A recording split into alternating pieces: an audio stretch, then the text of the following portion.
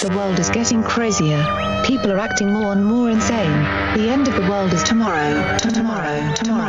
There's only one thing to do when the world is falling apart. Listen to Basil and Gonz as they discuss this week's news and events through the lens of Bible prophecy. You are listening to Canary Cry News Talk.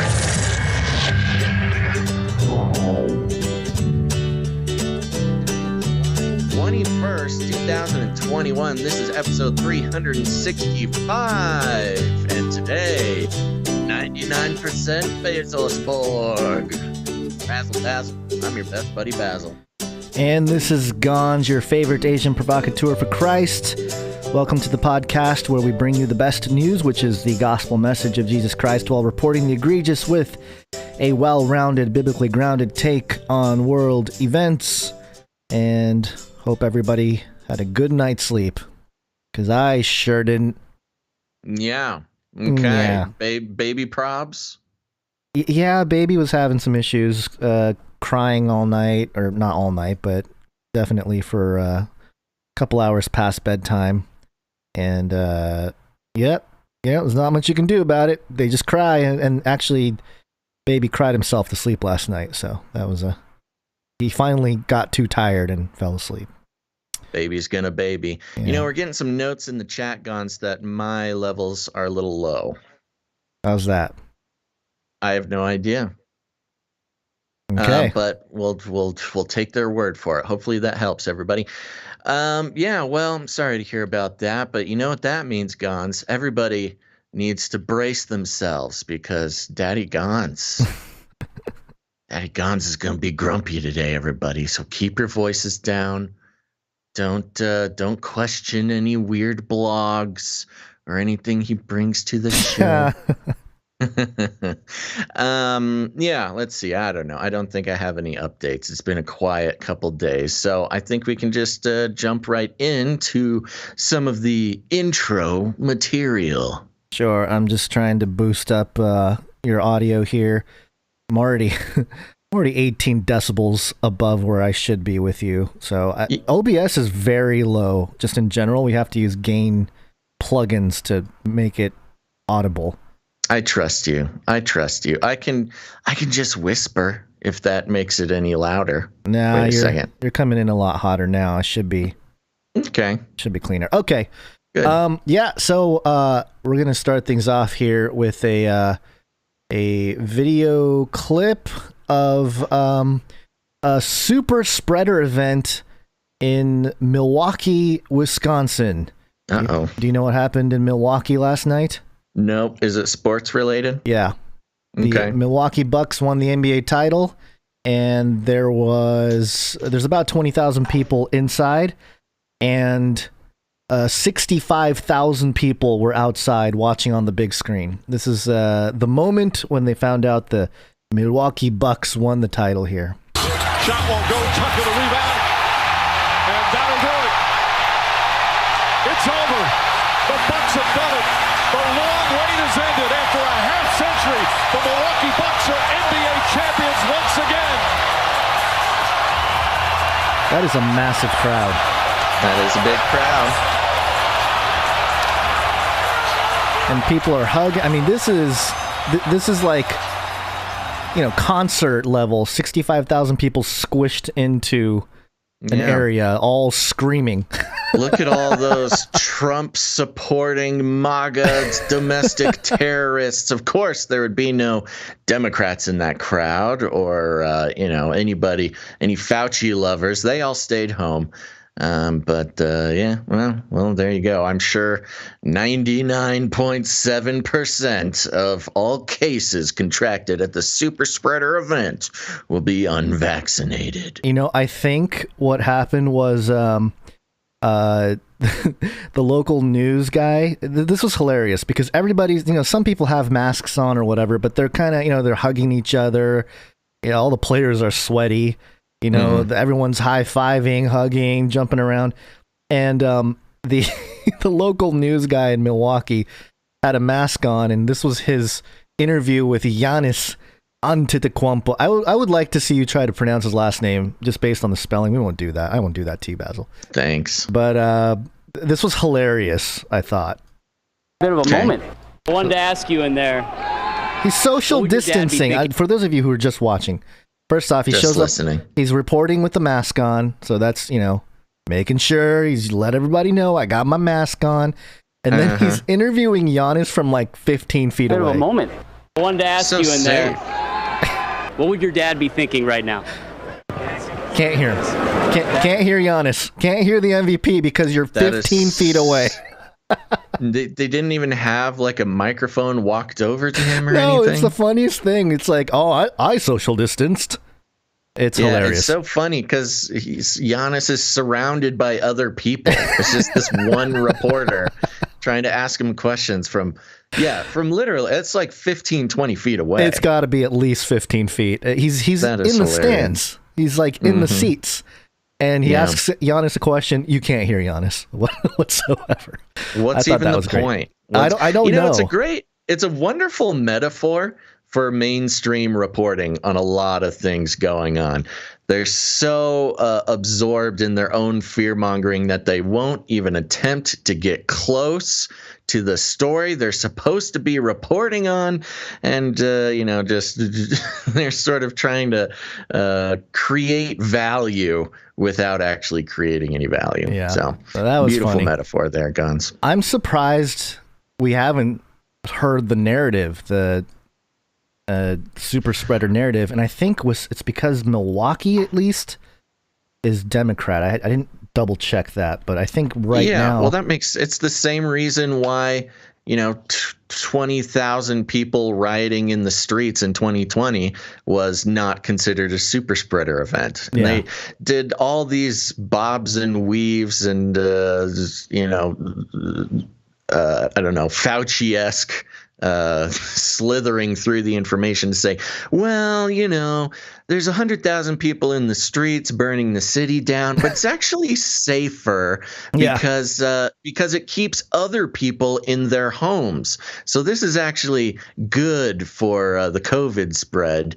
Less people will get sick because of 100,000 people running and screaming and chanting in the streets, because it makes other people stay home for fear of getting beaten up in the streets. Yeah, it doesn't make any sense, but also it makes total sense depending on where you're looking at this stuff from. That's right. Well, speaking of making total sense, Fauci went back to Congress, I guess, yesterday. Was it yesterday? This took place yesterday. This is a longer clip. The whole thing was like 6.5 minutes. I tried to clip things down, but it's kind of important to hear every aspect of it. I don't want to take stuff away from what Rand Paul was relaying here. So here we go. We can stop. Saying we're going to play the full 6 minutes? It's about 5.5 minutes, but we will. We can stop and talk over it. We can interject. Oh, okay. Basil, you're doing your disappearing act over there. We might need a refresh on the. You're just your googly eyes. What else do you need, really? If I eyes. could just be two pairs of googly eyes, that would be actually the best case scenario for me. Sure. Okay, so here it is. Dr. Fauci, as you are aware, it is a crime to lie to Congress. On your last trip to our committee on May 11th, you stated that the NIH has not ever and does not now fund gain-of-function research in the Wuhan Institute of Virology. And yet, gain-of-function research was done entirely in the Wuhan Institute by Dr. Shi and was funded by the NIH. Dr. Shi credits the NIH and lists the actual number of the grant that she was given by the NIH. In this paper, she took 2 bat coronavirus genes, spike genes, and combined them with a SARS-related backbone to create new viruses that are not found in nature. These lab-created viruses were then shown to replicate in humans. These experiments combine genetic information from different coronaviruses that infect animals but not humans to create novel artificial viruses able to infect human cells. Viruses that in nature only infect animals were manipulated in the Wuhan lab to gain the function of infecting humans. Do you have any objections so far? No, that sounds about right. Yep, sounds pretty straight and narrow. Sounds like some facts are being laid out on the table? Yeah, this is sort of the basic understanding of gain-of-function research, yeah. This research fits the definition of the research that the NIH said was subject to the pause in 2014 to 2017, a pause in funding on gain of function. But the NIH failed to recognize this, defines it away, and it never came under any scrutiny. Dr. Richard E. Bright, a molecular biologist from Rutgers, described this research in Wuhan as the Wuhan lab used NIH funding to construct novel chimeric SARS-related coronaviruses able to infect human cells and laboratory animals. This is high-risk research that creates new potential pandemic pathogens that exist only in the lab, not in nature. This research matches, these are Dr. E. Bright's words, this research matches, indeed epitomizes, the definition of gain-of-function research, done entirely in Wuhan, for which there was supposed to be a federal pause. Dr. Fauci, knowing that it is a crime to lie to Congress, do you wish to retract your statement of May 11th where you claimed that the NIH never funded gain-of-function research in Wuhan? Your microphone. Senator Paul, I have never lied before the Congress, and I do not retract that statement. This paper that you are referring to was judged by qualified staff up and down the chain as not being gain of function.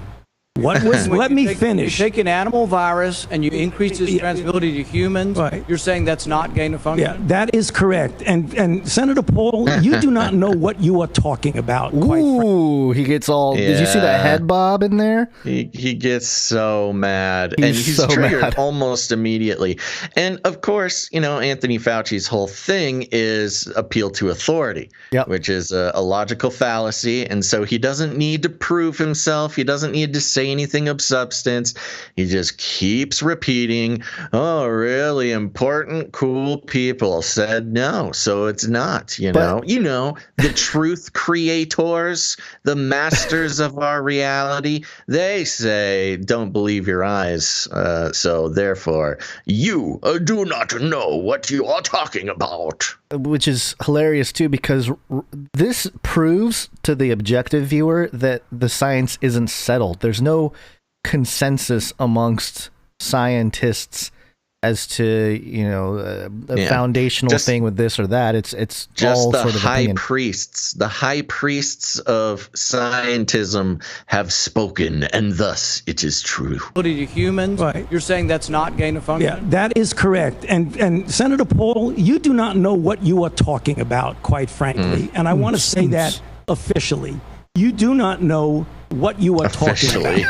Okay, you get. He wants to make it official. What does that mean? I want to say this officially. Okay, sure. I want to say that officially. You do not know what you are talking about. Okay, you get one person. Let's read from the NIH definition of gain of function. This is your definition that you guys wrote. It says that scientific research that increases the transmissibility among mammals is gain of function. They took animal viruses that only occur in animals, and they increased their transmissibility to humans. How you can say that is not gain of function? It is not. It's a dance, and you're dancing around this because you're trying to obscure responsibility for 4 million people dying around the world from a pandemic. And let's send Dr. Fauci. I have to. Well, now you're getting into something. If the Did you have something? Now, he says, now you're getting into something. You know, on one hand, this is entertaining, but that is pretty much just what this is supposed to be, I think. Because basically, Rand Paul is asking him to admit responsibility for destroying the world economy and killing 4 million people. Yeah, you know, which is like, of course he's not going to take responsibility for that. Yeah, well, also, he doesn't, he kind of, I don't know, Rand Paul doesn't do himself any favors here with that accusation just now, what he just said, and then kind of his own backtrack here. People dying around the world from a pandemic. And let's send Dr. Fauci. I have to, well, now you're getting into something. If the point that you are making is that the grant that was funded as a sub-award from EcoHealth to Wuhan created SARS-CoV-2. That's where you are getting. Let me finish. We don't know. Well, wait a minute. It did come from the lab, but all the evidence is pointing that it came from the lab, and there will be responsibility for those who funded the lab, including yourself. I totally This committee will allow the witness to respond. I totally resent the lie that you are now propagating, Senator.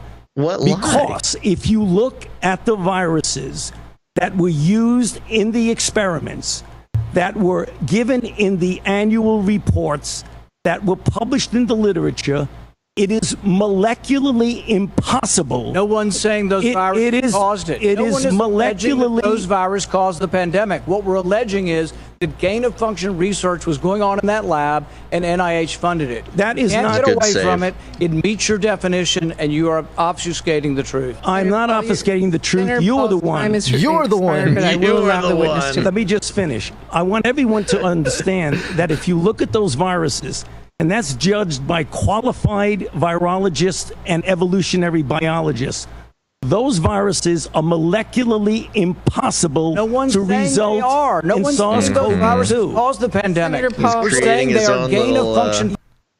His own little straw man he's setting up there. Yeah. Now, Rand did overstep just a little He bit did. by bringing it up, but he did walk it back. But yeah, that's the problem. Once you do overstep a little bit, that gives something Fauci to latch onto and take control of the narrative. He's like a that year. snake looking for his yeah. prey. You found Which it. you can say a lot of things about Fauci, Viruses, but 'cause they were- that is his main value that he can bring. Yeah, that's his main skill, is he can nab onto a narrative. You make one little slip up, he grabs onto that, changes the entire narrative of the interaction you're having, and so he can slither away into the grass. Well, I mean, he's trained by the best. The United States honors Anthony Fauci for his commitment to enabling men, women, and children to live longer, healthier lives. This is back in the early 2000s. Bush Jr. giving Fauci the medal. Oh, right.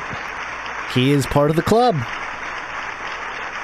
Wow, look how much taller George Bush is. Yeah. Well, George Bush Jr. is like 8 inches taller than Fauci. Fauci has got to be a tiny man. They said he was 5'6" or 5'7" or something. I don't know. I feel like he so must be a little he's shorter not than that. big.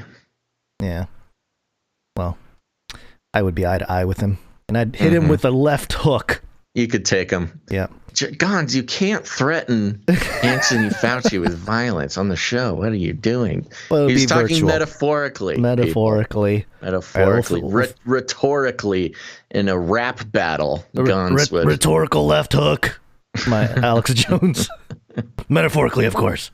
Okay, let's finish this clip here. Animal viruses that became more transmissible in human, and you funded it. And you admit the truth. And you Senator implying. Paul, your time has expired, and I will allow witnesses who come before this committee to respond. And you are implying that what we did was responsible for the deaths of individual.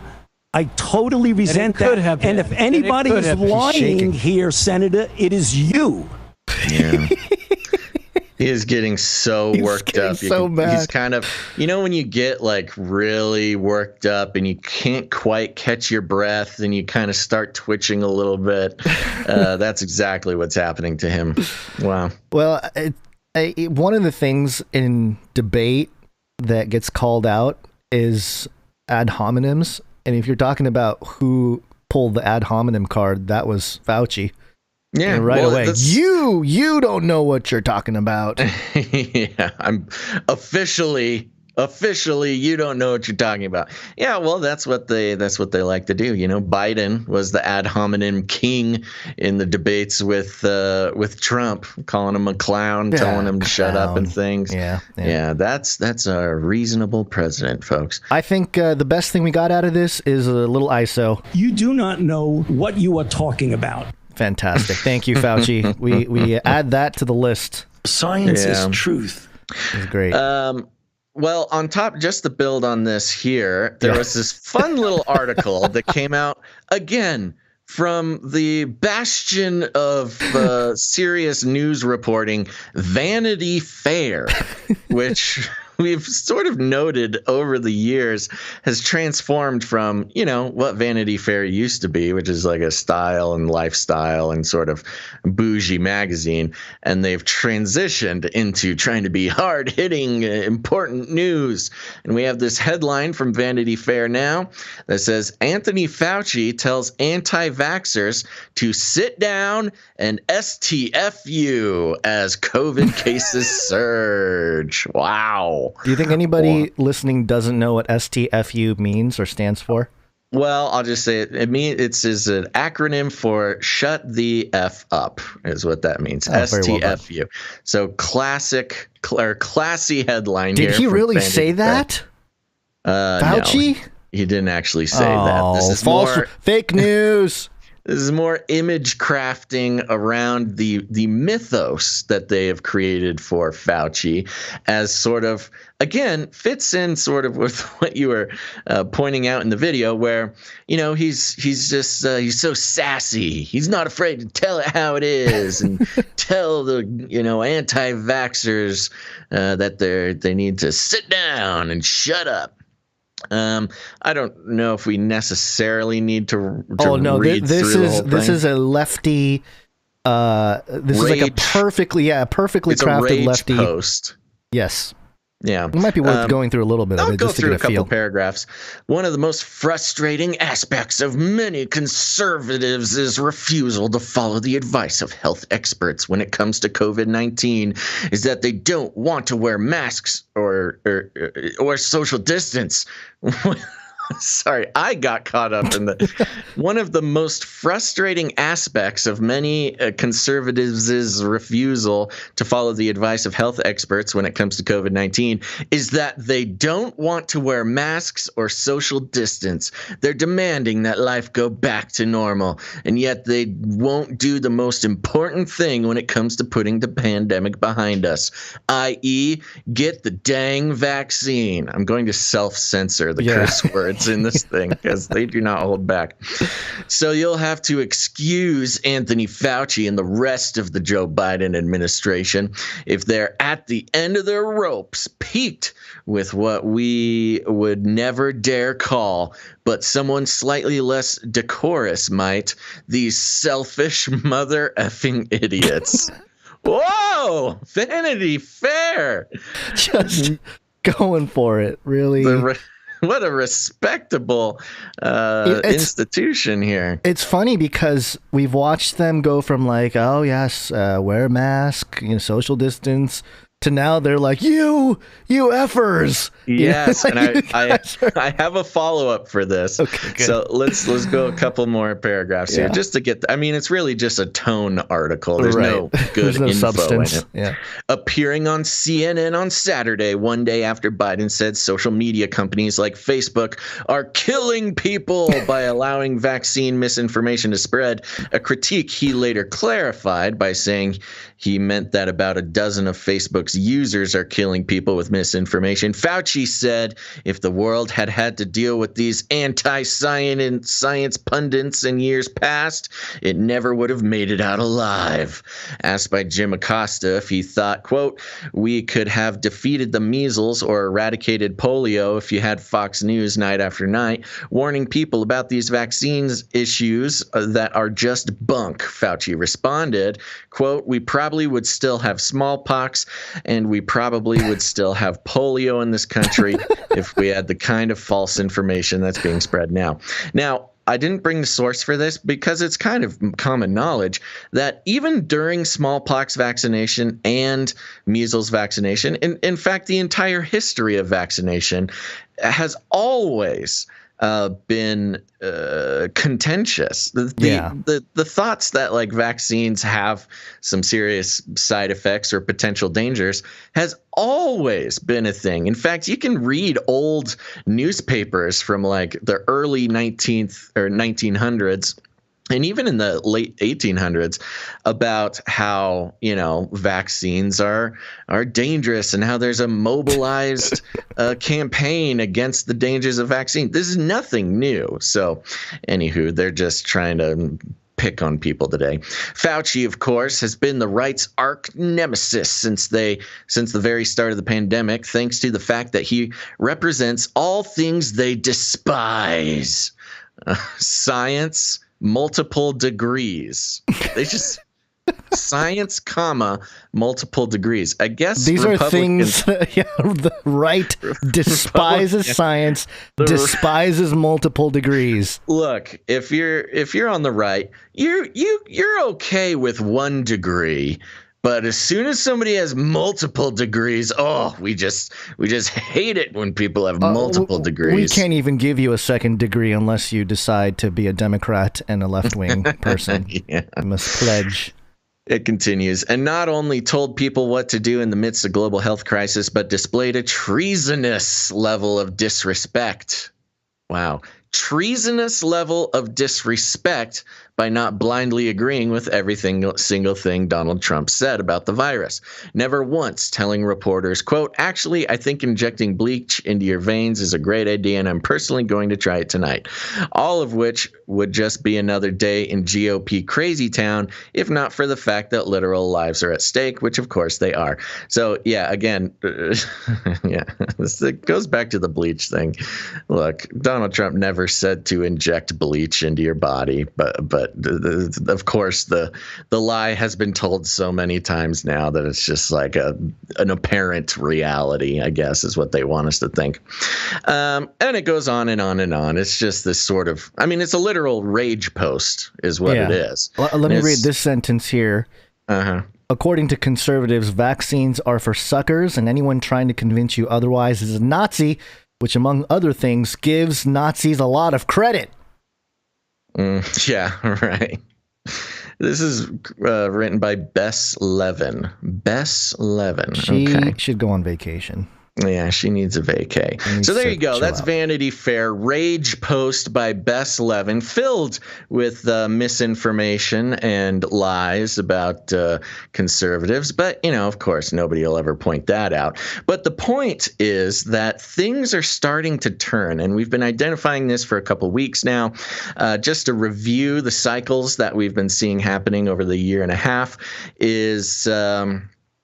at first Republicans are anti-vax, and these dang Republicans and their beloved Trump and yada yada yada, and then they sort of switch tone, which is, okay, we can't be mean to people who don't have the vaccine, especially because we just discovered with a Pew poll that more anti-vaxxers are Democrats than Republicans. But we don't need to talk about that too much. We'll start calling them vaccine hesitant, and it's okay. We'll give them some prizes. We'll give them cheeseburgers and donuts and beer and lotto tickets, and we'll just be nice to them, and they'll all get vaxxed. And they're not getting enough vaccines. July 4th is coming around, and Biden looks like a fool, so now we got to get mad at the vaccine hesitant again. And I want to point something out, Gons. And that is this graph here from therapistaid.com.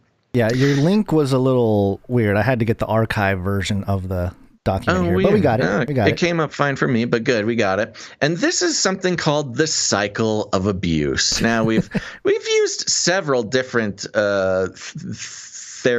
psychiatric graphs and charts and definitions of things to really track how the government in general, but also other organizations, they treat the public like a toxic relationship. They're a bad boyfriend or an abusive girlfriend. And that's why I brought this chart here called the cycle of abuse. And the cycle of abuse comes like this. First, there's the tension building stage, and it says stress begins to grow from the pressures of daily life or other points of conflict. The victim may attempt to reduce tension by complying with the abuser. And I think there's a certain group of, vaccinated people, or maybe not vaccinated, but just the general like, tensions are building, case numbers are rising. Oh, the rhetoric gets more fiery and angry. Then it moves on to the next stage, which is abusive incident. Let me know if any of this sounds familiar. Verbal, emotional, physical, or sexual abuse occurs. This includes anger, intimidation, threats, and other forms of abuse. You do not know what you are talking about.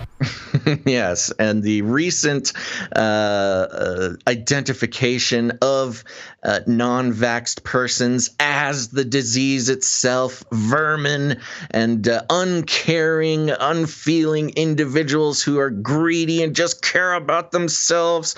We've really moved into this verbal and emotional abuse. And physical abuse probably doesn't apply quite yet. But, remember, this all happens in cycles. And anybody who's been in a toxic relationship or known somebody who's been in a toxic relationship, it starts with the verbal and emotional before it gets more intense. But then, Gons, after the abusive incident, the abusive phase, then it goes into the honeymoon phase, where the abuser apologizes, shows remorse, and then often begs for forgiveness. They may shower the victim with love and affection, or cheeseburgers, or beer, or donuts, or lotto tickets, or trucks, or guns, or whatever, depending on the state you're in. $1 million. And promise that the abuse will never happen again. We will never have vaccine passports. We're never going to do any of those things. Then comes a time of calm here. The relationship enters a period of calm where the abuser stops or slows. The abuser may continue to ask for forgiveness or make positive gestures, but these tend to reduce in sincerity over time. And I think the calm phase just ended on the 4th of July when Biden didn't hit his target. And I believe we are in the later stages of a tension building phase. Now, remember, this is not one big, long timeline. This is a cycle. And I think if you really think back, we've seen this cycle go through, I would say, at least twice, and maybe we're in our third cycle right now of this tension building phase where the stress begins to grow or the case numbers begin to grow and the pressures of daily life, the hospital system being having more people and other points of conflict like the vaccine. People aren't getting the vaccine. The victim may attempt to reduce tension by complying with the abuser. That can take many forms. But I think we are moving towards very rapidly this abusive incident. We may even be in the beginning stages of another abusive incident, as we've seen with the verbal and emotional abuse that are being put on unvaccinated individuals. You want to know, I have this little graph thing here. Something very strange. I was looking at the death count, the coronavirus statistics death count in California. It's my state here, my home state. And talk about cycles. It was consistently going down through March and April and May, kind of flattened out. And then in June, starting at June 14th, one death. For let's see how long. Where? 10 days. California. All of California.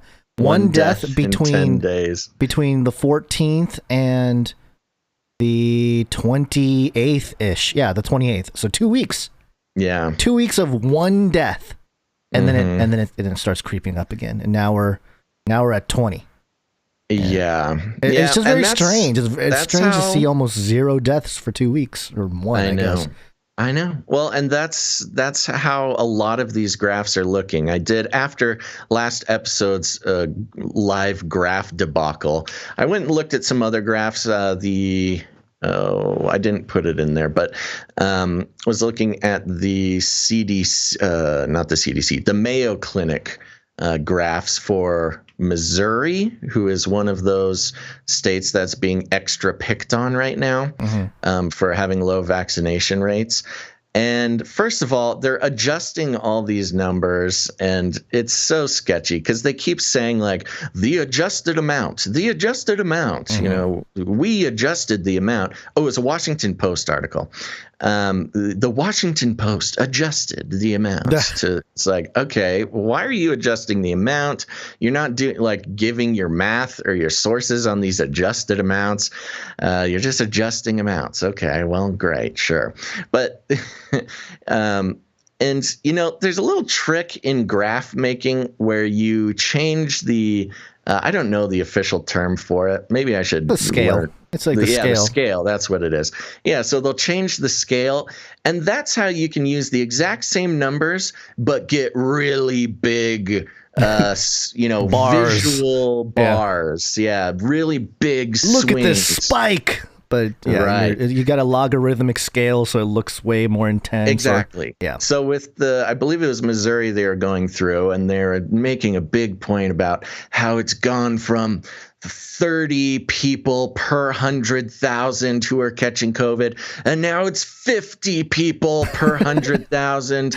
And they have a scale on one side of the graph. And, you know, from 30 to 50 on a scale of 100,000, like it should be this tiny little tick up, you know, only 20. But it's like 30 is at the bottom. And they're like, look, here we are at 30. And here's the 50. And the line just shoots all the way up to the top of the graph. It makes it look very scary. It's like, okay, I don't know if I want your adjusted numbers, Washington Post, but thank you for trying. Anyways, so the long and short of it is the cycles of abuse continue, and it pops up in so many forms. But yeah, the way that the the government and the media are putting the public through these cycles of abuse in really textbook, I mean, literal textbook definitions of an abusive relationship is, I mean, I'm not going to say it's on accident. I think it's on purpose. I mean, that's the cycle of abuse that's used for control and intimidation within interpersonal relationships. Unfortunately, too many you know, marriages and relationships have that kind of cycle. But it works. You know, people stay in those things precisely because of honeymoon phases and the calm and things like that. It's very manipulative. Well, we need to circle back to the show. Yeah, we should probably start the show. Are you ready? More on the WACCINE and the virus and all that to come. But for now, let's go into the Flippy update. Flippy update. Do you want fries with that?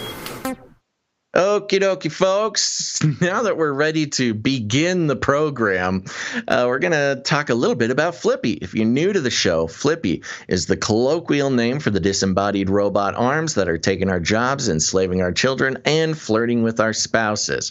We use talking about Flippy as a way to explore all the new, fun, and exciting ways the robots are taking over the world, and now there's nothing we can do about it. This one is coming from Agg-Net.com. Checking in with the farmers and other backbone industries of America here.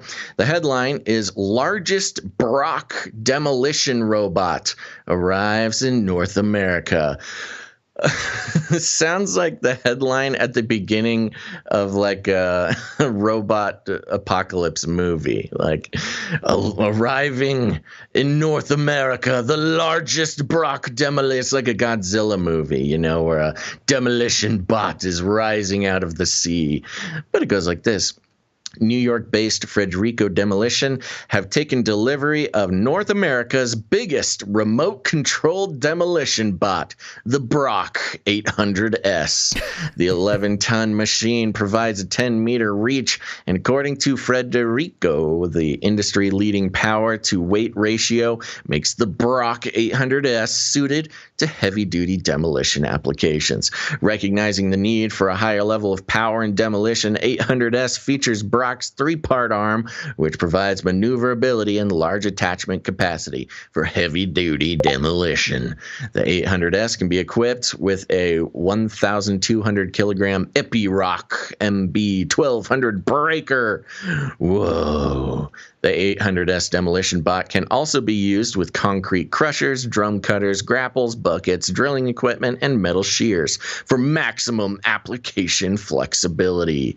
Lars Lindgren, president of Brock, said, quote, "We're excited to work with Frederico Demolition to showcase the safety and efficacy of one of our heaviest hitting demolition robots for the North American market."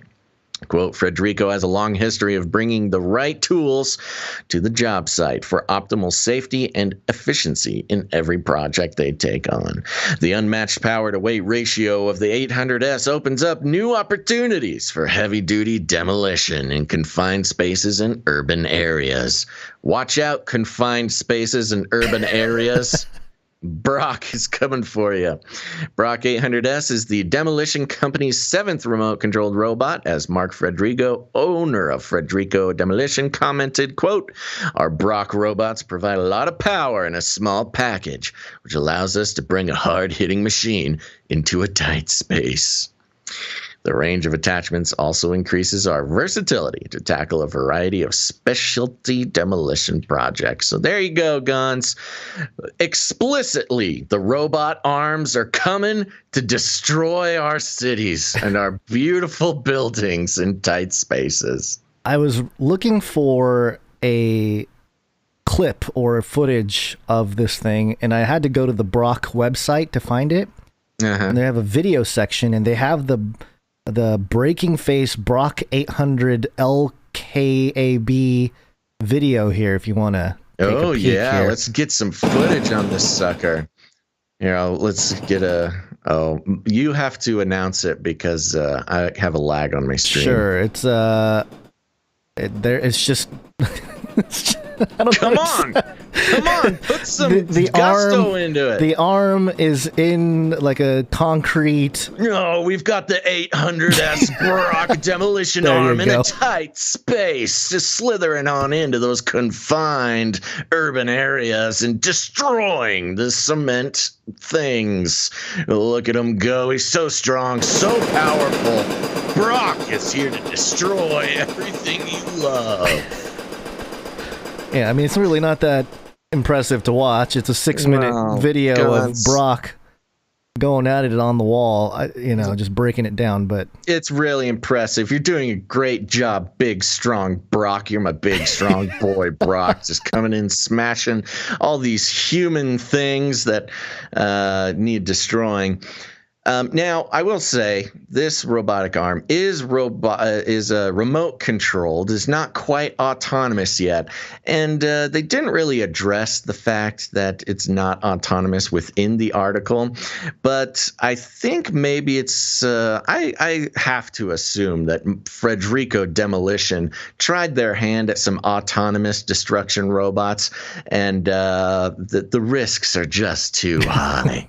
They can't equip the AI with the demolition Brock. Once it gets the bloodlust of destroying puny human buildings, it's there's no stopping it.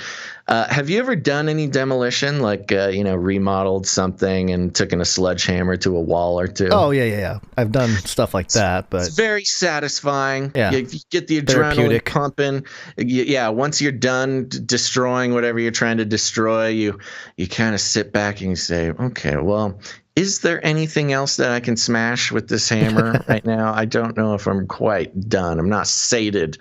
And I think, if you put Brock on an autonomous system, there's a big risk to letting one of these things loose in the wild. Yeah. So that being said, usually the Flippy update has an angle where it's like, okay, how does this fit into the roboticization of the workforce, the destruction of human fulfillment in work? This, I want to give shout outs to the gamer kids, because this thing is remote controlled.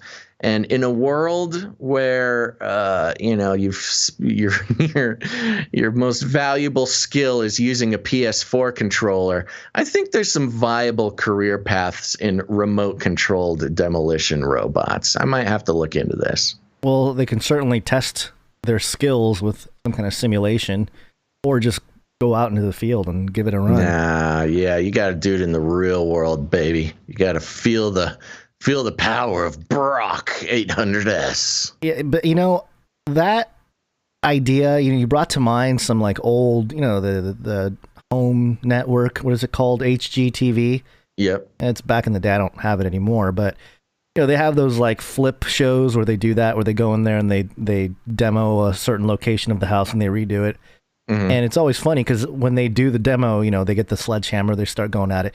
And that's when you realize, oh, these people have massive issues. Look at them. Yes, there's look at them.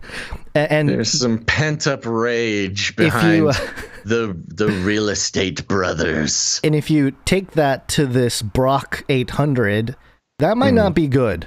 If some guy is like raging and he's got control, that's even worse. That might be worse than an AI. Yeah, you're in certain ways. A psychiatric evaluation and a background check before they put you exactly. hand you the controller.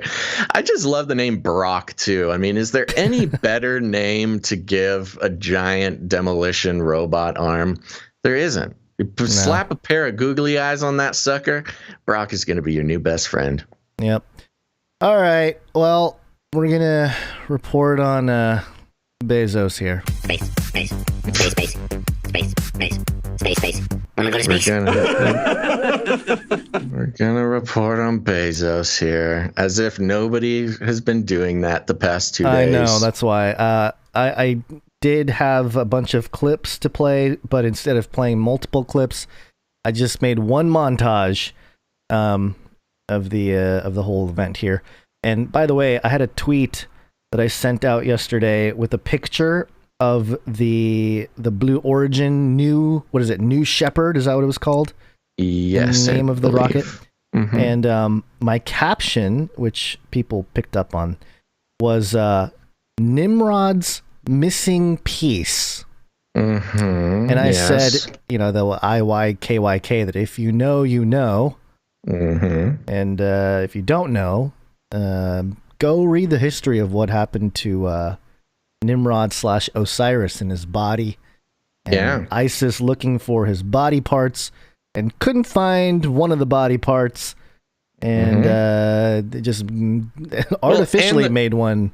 Well, and the connection with when ISIS put Osiris back together, that only then is when he became the god of the underworld. He became an astrological god through the magic of Isis, and the reunification of Osiris's missing piece, and yes, the shape of Jeff Bezos's very cool rocket, going to the stars, is quite the interesting mythological and occult representation of Osiris's missing piece being reunited with the astrological god of the underworld.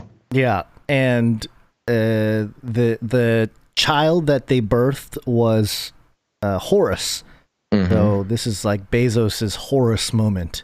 Ooh. But okay, here we go. Here's some stuff that went down. The rocket shooting up. Oh, there it goes. Really loud. Big explosion. Go, Jeff. Go, Mark. Go, Wally. Go, Oliver. You are going to space. Go, Jeff. Go, Jeff. Go. This is so. I was looking for footage from inside the tip there. Mm-hmm. And the only thing I can find was somebody filming like a big screen. I don't know if it's at the headquarters or where they launched, or I don't know where this is from, but it's weird because it's just like a phone recording of a screen. So I don't know if there was you had to pay for it to watch it. I don't know, but this is some of the stuff. You couldn't find any better footage? Yeah, I couldn't find the actual footage of them from within the capsule. It was all secondhand, like somebody shooting a giant screen. But here's so there's an audience. You'll hear an audience kind of reacting to everything, and some of the stuff that went down when they went to zero gravity. Space. Is it everything you thought it would be? Dude, look. It's over. The blackness of space. The blackness of space. Bezos is really into it. He's not wearing his cowboy hat. I really wish that they would have let him bring his cowboy hat to space. He did bring it. He's not wearing space? it. Yes. He does have it because when he I know he wore it afterwards. Well, when he comes out of the capsule, he's wearing it. So he must have had it. Oh my gosh, what a doofus. What is he doing? I can't stand that hat. Look, I love cowboy hats. I love wearing them. But I don't like Bezos wearing them. It's funny. He's literally only doing it so he can be a space cowboy. Yeah, speaking of cowboy hats, I went to a store last weekend with the family and I put on a cowboy. I've never really put on a cowboy hat. And I put on a nice cowboy hat and I'm like, I don't look too bad in a cowboy hat. Japanese cowboy. Yeah, it was pretty. I might get it just to wear it on. I can't because the headphones. But what a fun steampunk. If we did a graphic novel about Gon's the cowboy samurai. They already kind of space cowboys. I'm sure somebody's done it. No, cowboy samurai. You still got the katana. And Cowboy Bebop do that sort of instead of the rice. A little bit. Yeah, I don't know. Oh man, now I want to watch Cowboy Bebop again. All right, keep going. What do we got here? In the background, you can see the alleged Earth there in space. There's some more stuff. Oh, by the way, I don't know that this was an ad placement, but might as well be. Here,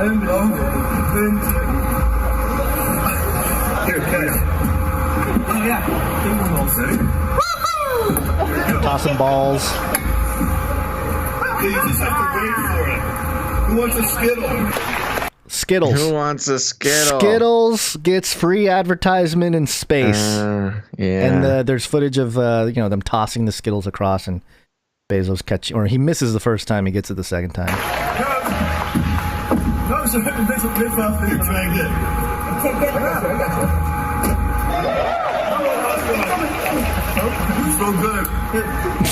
So good. The Skittles so good up in space. I love Skittles. They give me all the sugary energy I need to be a space cowboy. Skittles, taste the rainbow. Oh my gosh. Oh, you got the tagline too? Great. Yep. And we're not getting paid. Secretly, I have a personal sponsorship with Skittles. Sorry. This is incredible. I cannot. All right, so that's it. It was really bad audio, real bad footage. It was not good. Not good. Okay, so this is them after they, parachuted back down to Earth in the tip, and then they're, it's just whatever. They're just them coming out of the capsule, and there's your cowboy hat. Oh my God.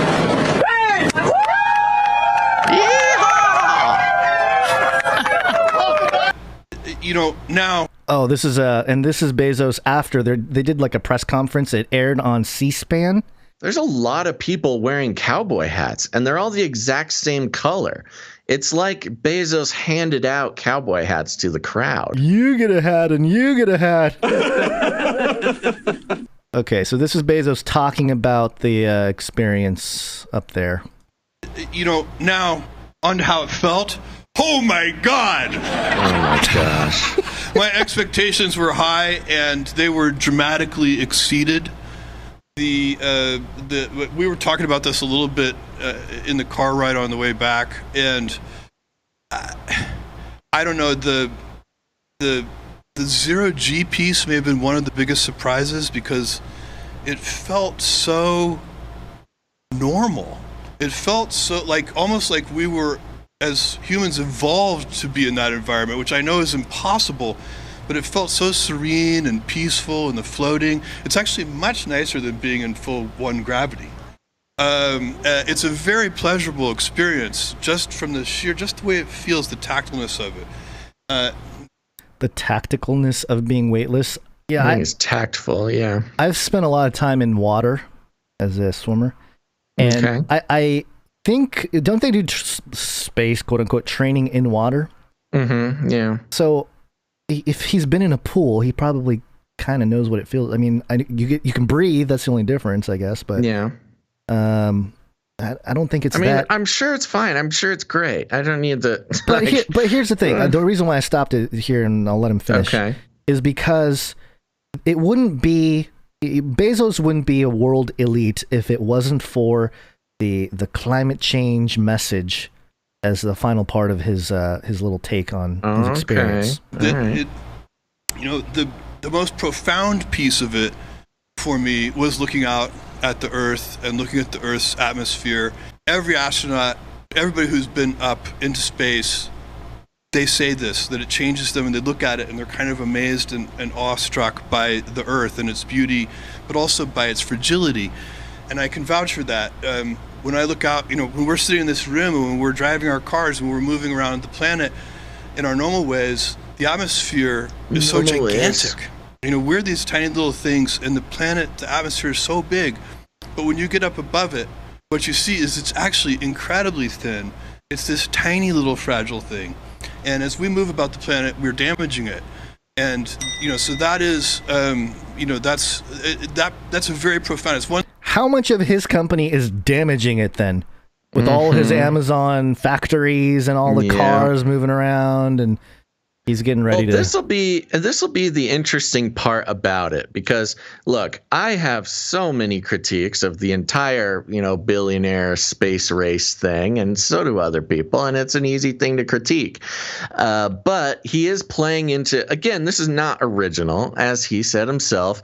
Every person who goes to space is just blah blah blah hit with the blah blah blah blah blah, and it will be interesting to see if Bezos, leader of the most polluting company, or at least consumer access company. Yeah. Not like chemical plants or something, but if he does anything about it, if he comes down and he's like, okay, now I change everything. I've changed my life. I'm a new man, and nothing matters except for protecting our beautiful Earth. Then it's like, okay, all right, let's see. Maybe something actually changed. But we know that's not the case. We know this whole thing is just a PR thing and whatever, even if he's accomplishing his boyhood dreams. Yep. There will be no change. That's a very profound. It's one thing to recognize that intellectually. It's another thing to actually see with your own eyes how fragile it really is, and that was amazing. It was amazing. It's amazing. Amazing is a weird way to put that. It was amazing to see how fragile it is. I mean, I could just destroy it at any moment. No, that is kind of strange. I felt so powerful. I'm gonna destroy this beautiful little Earth. So Bezos versus Branson so far. Who are you picking? For what? For just who wins? For lamest. They're both. See, that's the problem. That's the other problem I'm having. They're just both so lame. I thought that Richard Branson was cooler, at least I don't know, just in a cool guy way. But after his lame speech, both of these guys are complete nerds. I don't like them. Oh, there's nothing wrong with nerds. No, I mean, okay, yeah, you're right. That was the wrong word. Nerds are cool. These guys are not cool. They're just dopes, I guess. That's what they've really shown, is that they're just complete dopes. I give a little bit more to Branson for trying a speech. Bezos didn't even try. He was like, oh, Skittles, oh. It was just ridiculous. Mm-hmm. But keeping in mind that this is all a business advertisement for their, space, what is it, consumer space trips or whatever it is. Mm-hmm. The real competition will begin later in the year when people will start bidding to actually, be on these flights or whatever. So that's all it is, really. And so I would like to enlist the help of the chat room right now. We've got several hundred. What are we looking at? Over 600 people tuned in right now. Yeah. I'm trying to find the brand of Jeff Bezos's cowboy hat. And it has led me down a beautiful rabbit trail of people making commentary on Jeff Bezos's style over the years. In 2018, there's this New York Times article. I saw the Jeff sequence. Bezos, style icon. The Amazon chief executive has quietly been grooming a new image to go to his new status as rocket scientist, richest man in the world, and potential Washington big shot. This was in 2018, so I guess they were thinking there would be some, political stuff there. And then I found this blog. Let's see, fashion and celebrity style news. Tia Ano. It's a WordPress site, and Tiano wrote in July 20. Oh my gosh, today, Jeff Bezos wore a cowboy hat into space. And I just wanted to read this one paragraph. We may never know what compelled this particular sartorial choice by Bezos, referring to his hat, who does not normally wear any sort of Western wear. Is it a reference to a new era of space as an American frontier, a wild west of the heavens, or perhaps an homage to the West Texas desert where the launch took place? Either way, the hat and boots feel like a strange appeal to the American everyman, which by almost all measures, financial and otherwise, Bezos is not. The incongruity does lend itself nicely, however, to a general air of out-of-touch villainy. And I think that was just really well done there. Tia Ano, fashion and celebrity style news.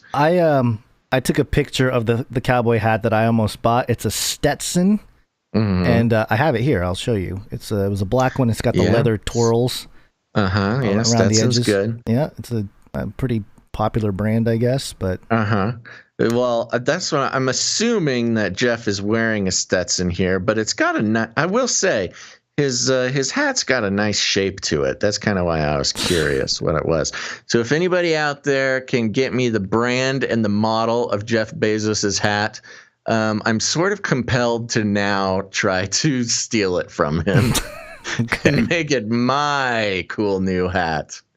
So, all right. Well, part of it, the news after this event was reported on Yahoo Finance.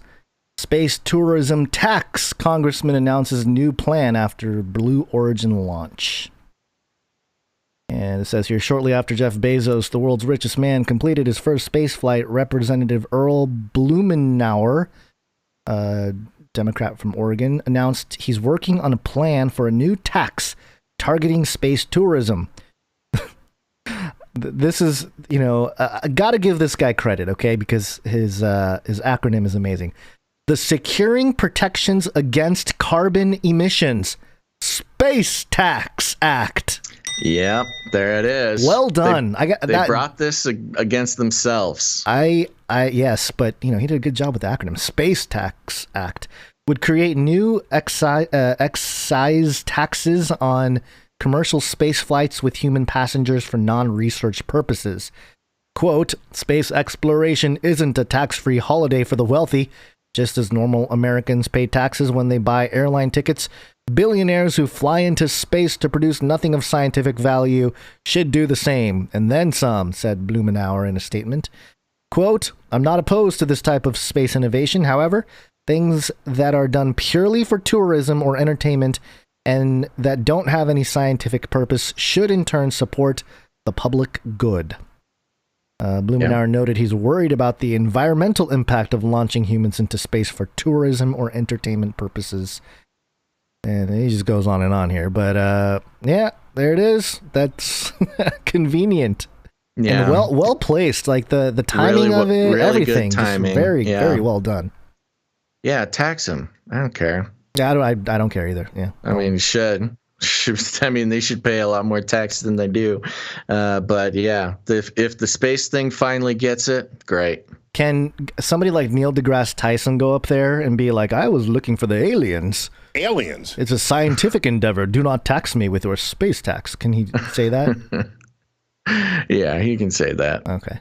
All right, sorry, I found an Inside Hook article. You're still looking for the hat. Says here, want to be a space cowboy like Jeff Bezos? Get one of these hats. Oh, see, it's an advertising. He knew what he was doing. It doesn't look like the one that he is wearing. Of course it doesn't. It's like when you get a Darth Vader mask and it's plastic and it doesn't look right. No, they are okay. All right, they are Stetson. They're all Stetson here. All right. Okay, what do we have next? Vaccines. Back. I'm lost. Let's talk about vaccines. Vaccine. A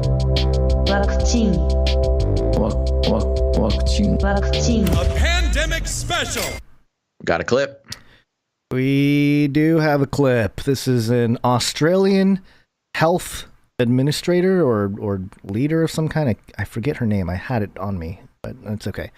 Listen to what she says here to the people of Australia. Whilst it is in human nature to engage in conversation with others, to be friendly, unfortunately, this is not the time to do that. So even if you run into your next door neighbour in the shopping centre, in the Coles, whilst you're at Coles or Woolworths or Aldi or any other grocery shop, don't start up a conversation.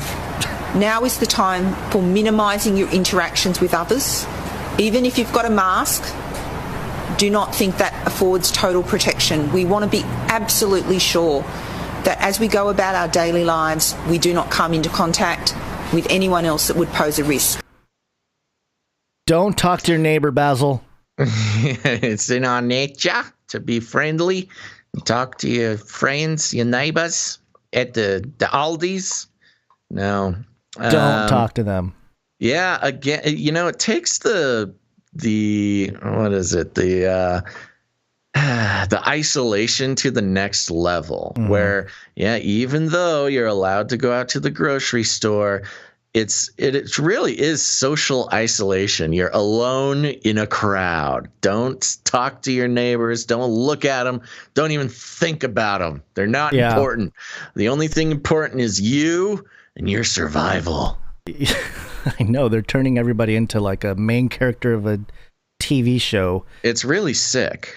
And it's fascinating too, because early, when everything started locking down, we were talking about, hey, shouldn't it be physical distancing, not social distancing? But now it makes sense. It's like, they don't even want us talking to each other. It really is social distancing. Yeah. And it's sick. I'm so sorry, Aussies. I know. Is such a bummer. Things are much better here in the States, and this is a good comparison, a good side-by-side comparison of propaganda tactics and I guess you can call it regional tailoring of the message.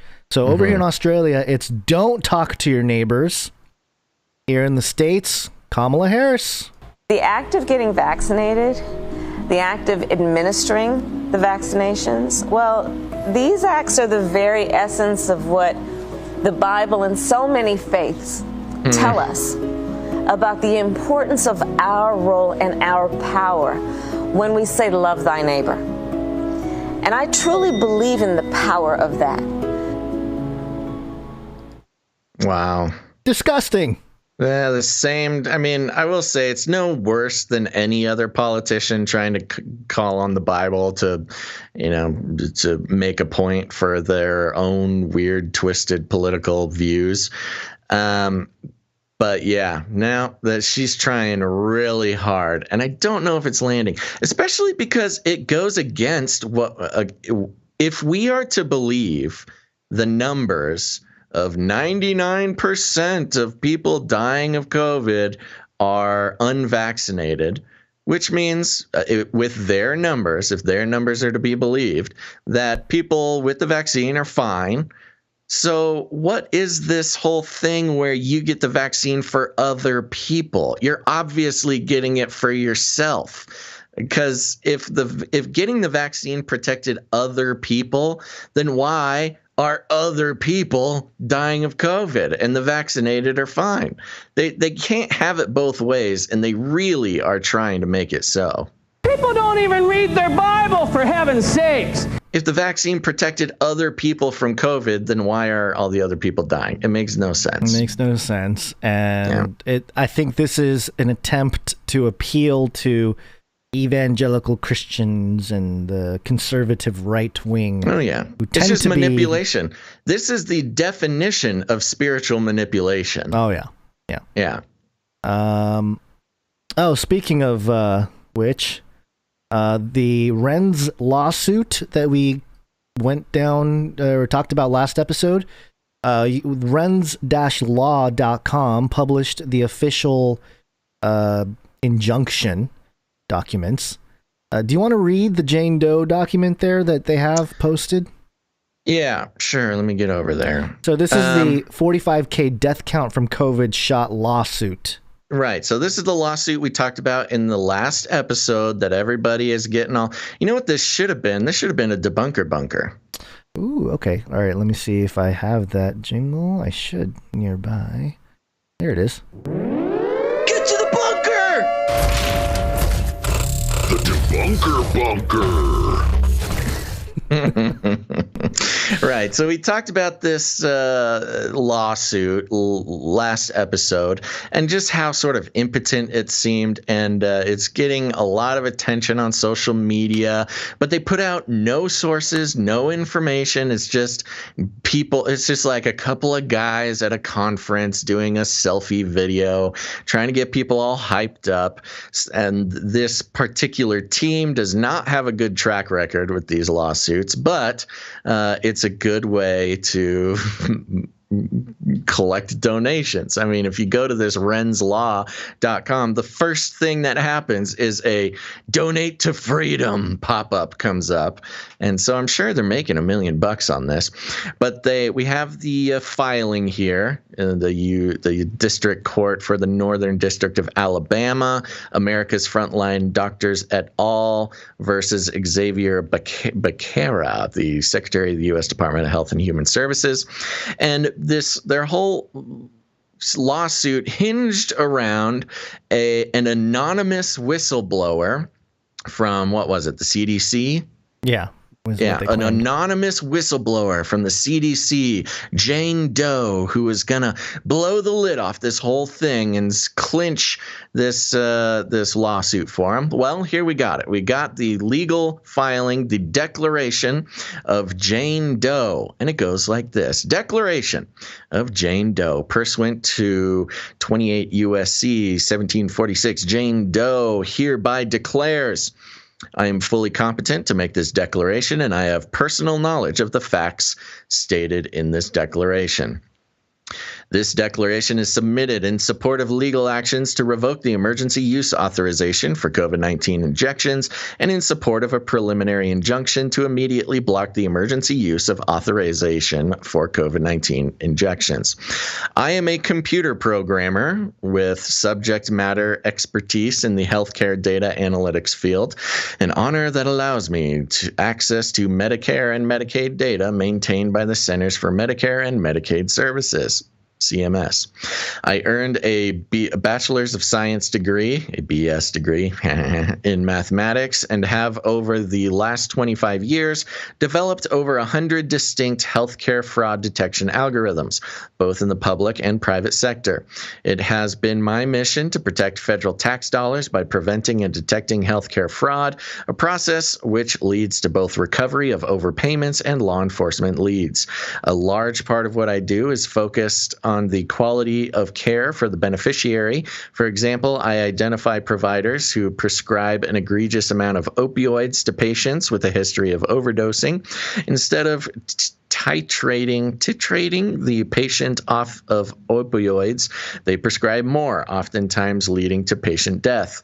When the COVID-19 vaccine clearly, now it just kind of swoops into another thing, but I do want to comment there. This is true. Probably this person does work in the health data industry. I have no reason to believe that they didn't create algorithms.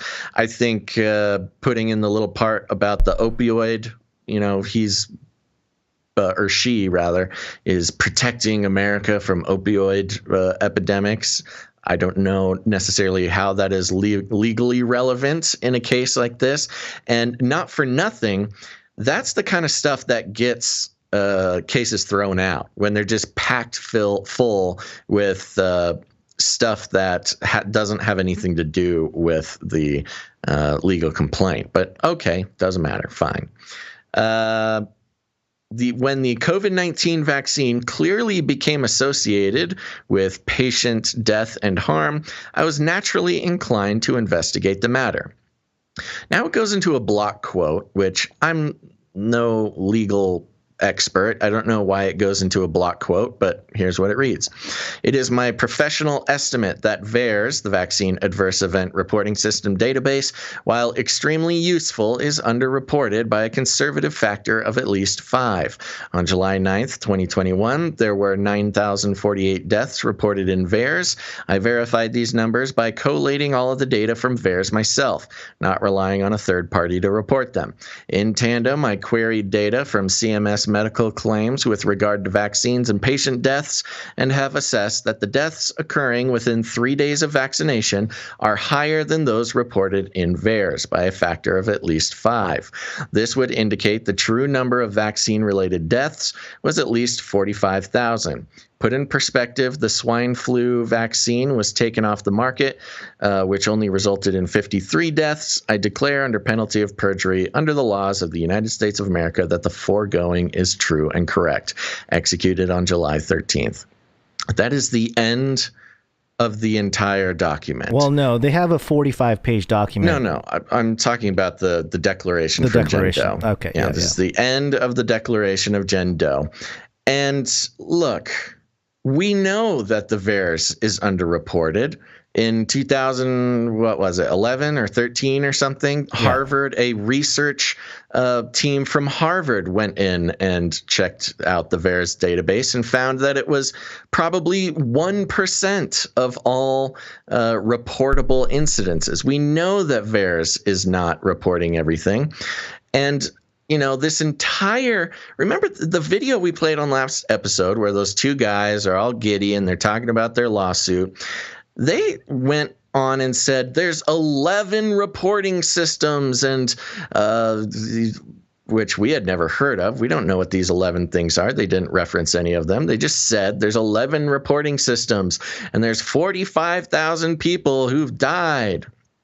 Well, that doesn't seem to be the evidence being presented in the lawsuit. Yeah, where did they even get that 11 number? I don't know. And it might be true. I mean, sure, there probably is other things, but the 45,000 is not numbers taken from 11 separate reporting systems. It's taken from VAERS and is an estimate by somebody who knows math. Computers, right? They're just saying, "Oh, it's more." Oh, not even computers. It's math. It's just they got the 9,000 reported VAERS deaths, and they just said, "Oh, there's at least a factor of 5. 5 times 9,000 is 45,000." That's all it is. It's not. I don't know. It's very There's weak. no actual evidence. It's just a person who says, and I have no reason to believe that they don't have the expertise that they do, but they're not saying anything new. In fact, they're saying a very conservative estimate of what a team from Harvard already found 10 years ago. It's interesting. They actually mentioned that in this document. A 2011 report by Harvard Pilgrim Healthcare for DHHS stated that fewer than 1% of all vaccine adverse events are reported to defendants. And then it has the quote here to illustrate while the CDC claims that anaphylaxis after COVID-19 vaccination is rare and occurred in proximity 2 to 5 people per million vaccinated in the U.S. Based on VAERS, a recent study by Mass General Brigham found severe reactions consistent with anaphylaxis occurred at a rate of 2.47 per 10,000 vaccinations. So, it's one of those things where we're not like questioning the sincerity of the motive of trying to, expose it and tear down the thing. It's just, it's almost like going to a gunfight with a knife. It just doesn't have the weight. There's nothing. Yeah, they don't have any extra evidence that's going to do anything. And here's the unfortunate part about it. There is a world. Well, the fact of the matter is, I'm sure they're getting some financial support to do this lawsuit from people who care all over the country and perhaps the world. And, that money, it does not matter whether or not this lawsuit does anything or means anything, because people who donated their money to it already did donate their money to it. And these are lawyers who are bringing this suit. Unfortunately, we have not been able to identify any evidence or information that hasn't already been brought to public knowledge. I don't know. All I know is that these lawyers are making a bunch of money. Well, yeah, the lawyers are making a lot of money for sure. And it's one of those things where it's strange because this is the kind of info that would make a good YouTube video or something. You know what I mean? Like a BitChute video. Like all the information gathered, it's presented in this really compelling way to some extent. But it's a whole nother level when you do a legal action with it. And so you have the lawsuit or the lawyers making money. That's one side of it. But also this feeds more content to the alt crowd. And what we stated before in the last episode, I think stands, which is that this becomes easy, like low-hanging fruit to discredit anybody who is skeptical of the vaccine, because they'll say, oh, see, they tried it in court and it didn't even, it failed or whatever. We'll see what happens, I guess. Yeah.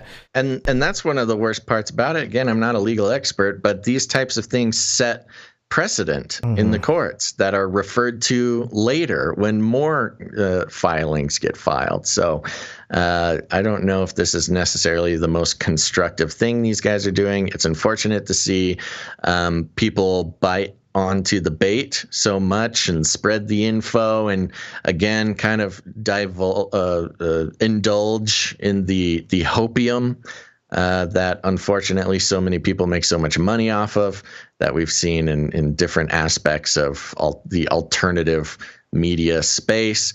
It's one thing that we want to make sure that we don't let off the hook is the alternative. Just because something is alternative media does not mean that it's true and does not mean that they have everything that they say they have, regardless of motives. I'm not saying anything bad about the motives of this particular lawsuit or the people behind it, but just in general, you got to watch the motives of people in all these spaces. So there you go. There's a little debunker bunker. Did you have anything else about that? No, I was just looking for some kind of reporting thing, like 11 different most of the main document here, and I'll show it for people watching. It's got the table of contents and goes through everything. It doesn't it does go after VAERS and really, again, there's like a lot of factual things in there in terms of the problems. But again, I don't know that it's something that can be nothing can be done in court. At the very least,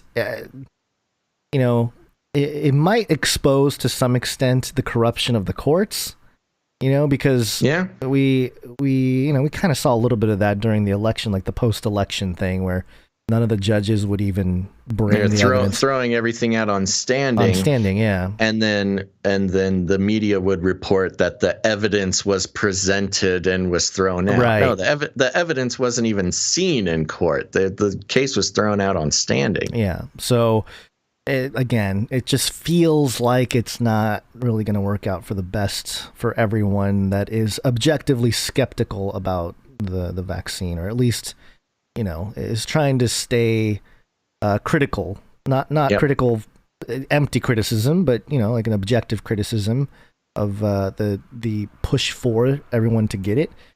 Yeah. So yeah, there you go. There you go. There you go. There you go. There you go. There you go. Boom. There you go. Boom. There you go. Boom. Boom.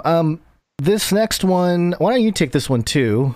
Just because I got my 99 problems and sure. Yes. Vax ain't one. You've got a whole rabbit trail to take us down. So we've got this uk.news.yahoo.com from Reuters, being mirrored from Reuters. The headline: 60% of people, 60% of people being admitted to UK hospitals are unvaccinated. Okay, so now we got this 60% number. Don't speak too much on it. I'm just speaking, I'm setting up an expectation, and so we can break the expectation. Okay. It's called comedy, Gons. That's what we're doing with this article. Okay. Britain's chief scientific advisor, Patrick Wallace, said that 60% of people being admitted to hospital with COVID-19 are unvaccinated, correcting an earlier statement he made on Monday. Valence earlier said at a news conference with Prime Minister Boris Johnson that 60% of people being admitted to the hospital with COVID-19 have had 2 doses of the vaccine. Quote, correcting a statistic I gave at the press conference, Valence said on Twitter, quote, about 60% of hospitalizations from COVID are not from double vaccinated people. Double vaccinated? That's a weird way to put that. Of course, he means people who have had 2 doses, but that just means vaccinated, not double vaccinated. But all right. Rather, 60% of hospitalizations from COVID are currently from unvaccinated people. Parenthetical at the end here. This story corrects, as the chief scientific advisor corrects statement to make clear the 60% figure applies to the unvaccinated, not double vaccinated. Reporting by Kate Holton. Wow. Awesome. You got to speak you got to not know what you're saying. If you're saying 60% of people being admitted to the UK hospital are people who are double vaccinated or gotten the double shot, I don't know. I think these people just don't pay attention to what's coming out of their mouths at a certain point. Well, and we've seen that throughout the whole pandemic, people mixing up the word virus and vaccine. Yeah. This vaccine is killing hundreds of people a day. Yeah, interesting. I mean, even those numbers, though, again, we've been told over and over and over, 99% of people in the U.S. who are getting sick are unvaccinated or are dying, are unvaccinated, where everywhere else in the entire world is reporting entirely different numbers. I mean, they're more or less split down the middle. I mean, this is even kind of a funny correction because they're talking about 60%, which, look, coming from the U.S. perspective, where we are told over and over 99% of people are unvaccinated, 60% basically sounds like half and half to us. Yeah. 60 doesn't sound too bad. It doesn't sound too bad. I mean, that sounds about right. Of course, we got the report from Israel, too, which had 50. Well, I think it was 60. 60, wasn't it? Yeah. And it was even higher for, I think, people in the older 90 category. If you're over 50. Yeah, over 50 years old, 90% of people being hospitalized were vaccinated. Yeah. And so, very interesting. Again, the 99% figure we keep hearing in the U.S., incredibly hard to track down the actual source of that information. And yet everywhere else in the world has relatively half and half vaccinated, unvaccinated people getting sick.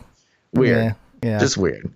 Yeah, relatively. I'm not saying 60% is half, but compared to our 99%, it's an entirely different situation. So in the last episode, we had that letter from, or somebody shared a letter that was sent to, who was it? Was it Rebecca? Rebecca, yes. Producer Rebecca sent us the letter that her husband received as a veteran to, get vaccinated and volunteer and serve again with getting a jab. And in that document was the source for the 99%, which was in Ohio, the Akron, what was it? The Akron Health thing, whatever it was. I have it here, the Akron Beacon.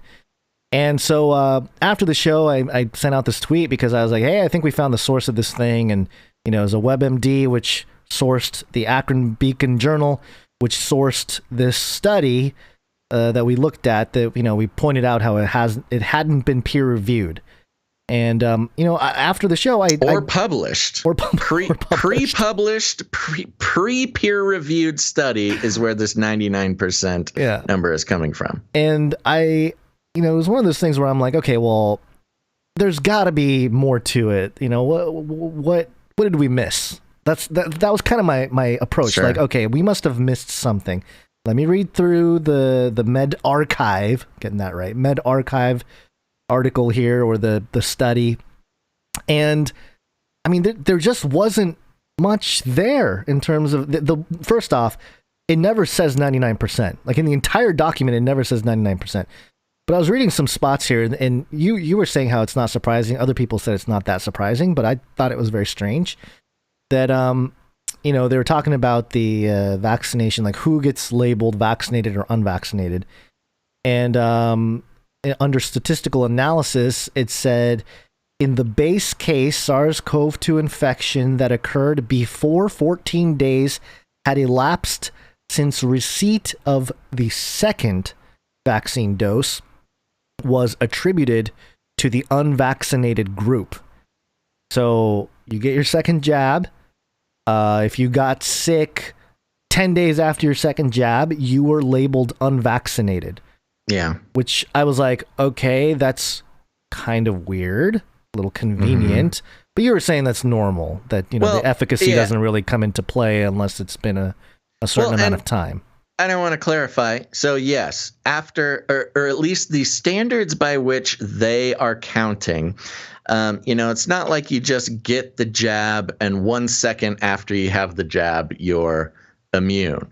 They inject the jab and then it takes your body, by their claim, by the way, I'm not saying this is, I'm not trying to correct you. By their claim is, it takes 2 weeks after you get the second jab to actually be inoculated. So technically you count as unvaccinated for 2 weeks after you get your second jab.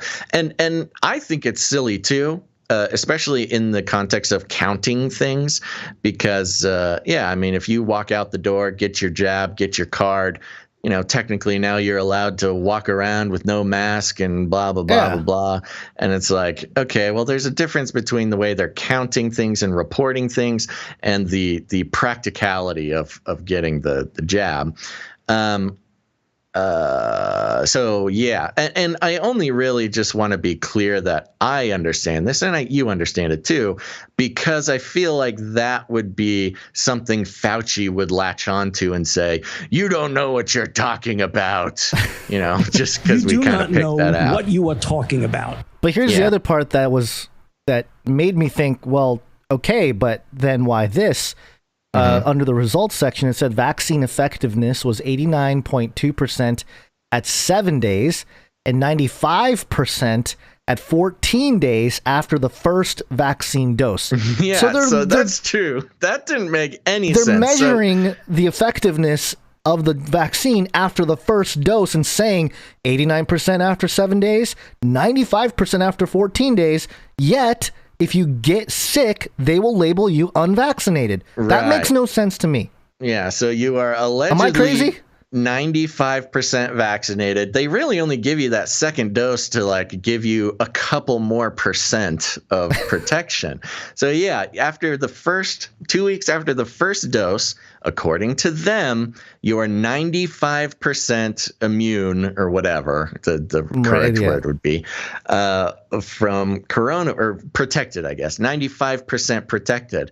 That should count as vaccinated. That's pretty crazy that they count that as not vaccinated. So even if you just get your first dose, you're allegedly 95% protected. But at 95%, they will count you as an unvaccinated death, which, again, counting has been the main way to lie about everything for the last year and a half. Is how do we count things? Well, this guy died in a motorcycle crash, but, he had COVID, so we'll call it a COVID death. And that's exactly what they're doing here. Oh, this person was 95% protected, but they die of COVID. Well, we'll just call it an unvaccinated death. I don't even think, I think it's just infection. I don't even think it's death here. Sure, yeah, but whatever they're counting. If you don't get that extra 2 weeks after the second dose, where you go from 95% to 97%, then you are technically an unvaccinated death, or whatever case. Yeah, makes no sense. It's just lying with the numbers. Yeah. So, I did a little more digging. I went down the 99% rabbit trail. Come, and I show you how deep the rabbit hole goes. And I found this AP article that was published on June 29th, 2021. And it was actually it was fixed on June 29th. I think it was published on the 24th originally. And the headline is, nearly all COVID deaths in U.S. are now among unvaccinated.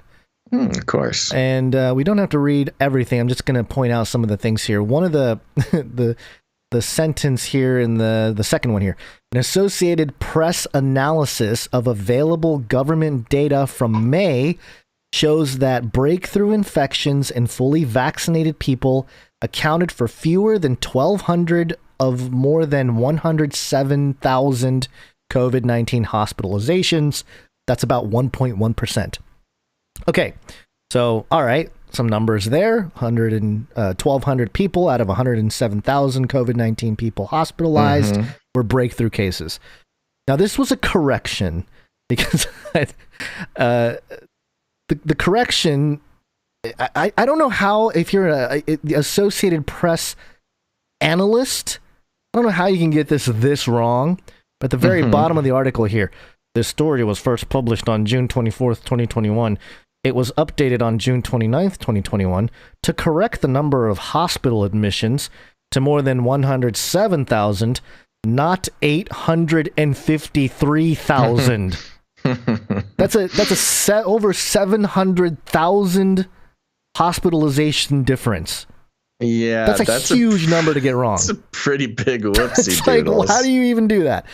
And the percentage of hospitalized people who've been vaccinated, they didn't even check the grammar of this. And the percentage of hospitalized people who've been vaccinated to 1.1%, not 0.1%. That's funny. So they lowered the case numbers, which is, more or less a vaccine hesitant win as far as the data goes. And then they raised the vaccinated infection count by a factor of 10. Which is also the full on, all the corrections they made were in favor of the vaccine hesitant. Yeah. Yeah. And then the other part of it, that was just a correction to give you show you the integrity of the article here by AP and their analysis team there. There's a sentence here. Earlier this month, remember this was back in June, Andy Slavitt, a former advisor to the Biden administration on COVID-19, suggested that 98% to 99% of the Americans dying of the coronavirus are unvaccinated. So that's the only place that we can find the 99% number as a source. I did a date search engine analysis, just really looking for the earliest point the 99% is mentioned, and it's this guy, Andy Slavitt, and this AP article that was published on the 24th originally. There's nothing earlier than that. People took this and spun it off into different news articles and whatnot. And I love what it says. Andy Slavitt, a former advisor to the Biden administration on COVID-19. Oops, I was reading that off of the stream there, so you whipped away from it. Suggested that 98 to 99% of the Americans dying of the coronavirus are unvaccinated. So this 99% number, as far as we can currently track down, all comes, the 99% number that you're hearing every day on the news, that you're seeing in every article, that's not being sourced. It's just people saying it to scare people. It's the number that Fauci is using to yell at and emotionally and verbally abuse unvaccinated people. It's the number that that California is using to lock down again. It's the number that they're pushing for this abomination of cases rising across the United States. Whether or not they are actually rising, I'm not saying I doubt that, but this 99% number that people keep referring to, the only source that we can find was earlier this month, Andy Slavitt, a former advisor to the Biden administration, suggested that 98 to 99% of Americans dying of coronavirus are unvaccinated. So far, that is the most solid source we can track down for this. It's crazy. It's just a suggestion from a former advisor on COVID-19. Now, he left. They call him former because he left in June, right? He left last month. Yeah, it was last month was his last. So to be fair, so he left last month, but he was the one who suggested. Again, no source data, no link to a study, no link to nothing. It's just Andy made a suggestion. All right, Andy. Speaking of Andy, Andrew Hoffman in the chat here said also their definition of unvaccinated extends all the way to 5 weeks after your second vaccine dose, conveniently lumping all the vaccine-induced hospitalizations as unvaccinated. So, yeah. Well, I don't know about the 5 weeks, but you at least read the 2 weeks. Yeah, the 2 weeks at the very least. Whatever it is, it's weeks after you get the vaccine.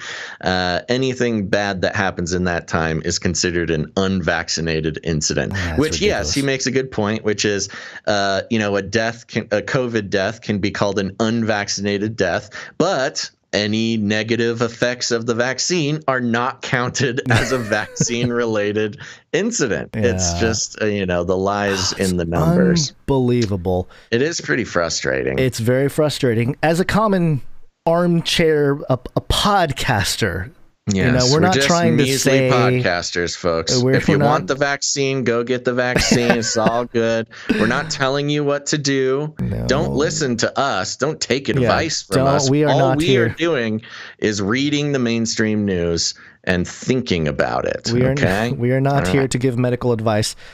So then this clip, people played it. This 27-second clip here that I edited together of the director of Doom, Rochelle Walensky, repeating the same thing here. Please know, if you are not vaccinated, you remain susceptible, especially from the transmissible Delta variant, and are particularly at risk for severe illness and death. Preliminary data from several states over the last few months suggests that 99.5% of deaths from COVID-19 in the United States were in unvaccinated people.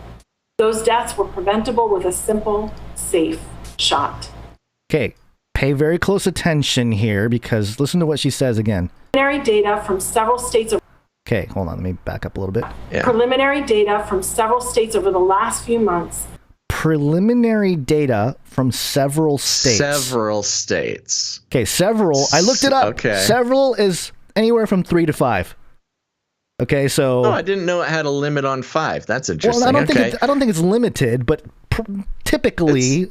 Several you think of like a handful. Yeah, a handful. Yeah. It's more than a couple, more than a few. Because she didn't say a dozen. Yeah. She didn't say dozens. Mm-hmm. She didn't say any number, really. No, she just said several, which right there is a clue that there's some manipulation going on. Yeah. So, I went down the rabbit trail. I started looking for where this 99% was being pushed in news outlets and things like that. Of course, NPR picked it up. The pandemic of the unvaccinated, that phrase was also being used. This article from NPR, which was July 16th, cited Rochelle Walensky and the 99.5%. And let's see, I guess Fauci was on Meet the Press with NBC and said the same thing, repeating it, the whole 99% death thing.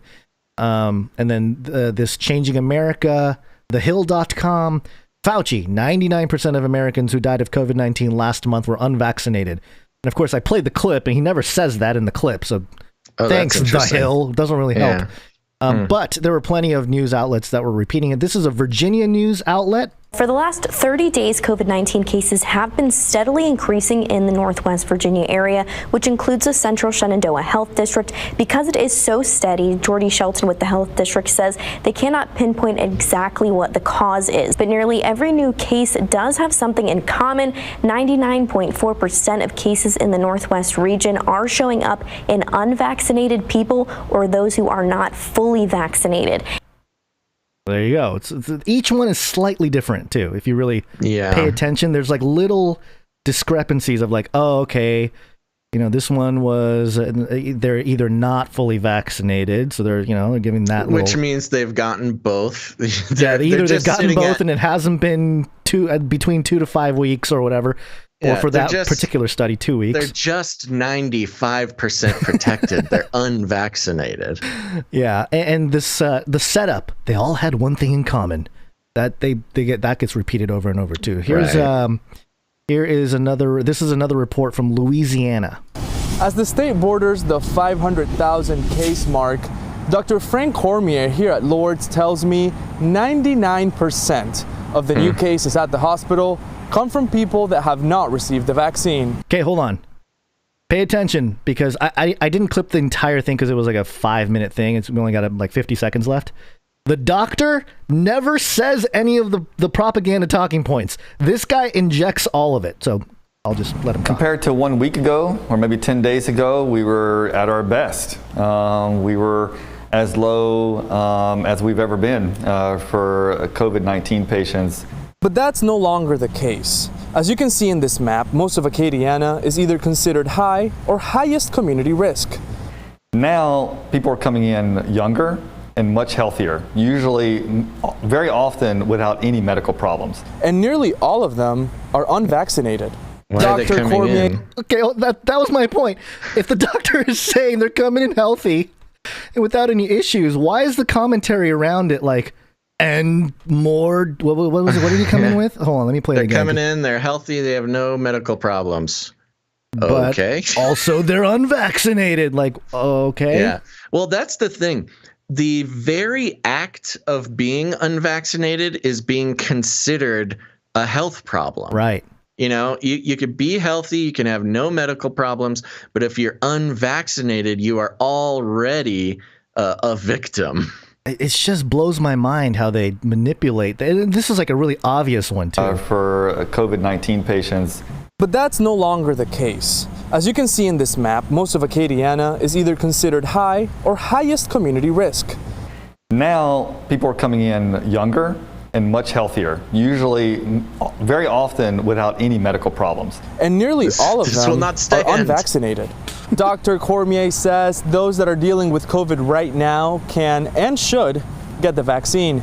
Medical experts advise that patients wait 60 days after their symptoms have gone away to get the shot.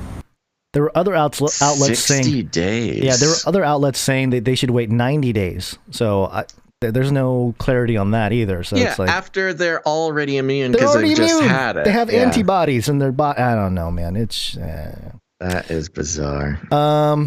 This is a short one. Another Louisiana report. In the fight against COVID-19 tonight, the CDC says nearly every COVID death in recent weeks could have been prevented. New data shows more than 99% of those deaths came from people who were not vaccinated. It's just, somebody can make one of those mashups with this because they just repeat the same thing over and over. This one is a little closer to my neck of the woods, San Francisco, the Bay Area. I forget this gal's name. She's got it sounds like she needs to clear her throat the whole time. She needs a cough button.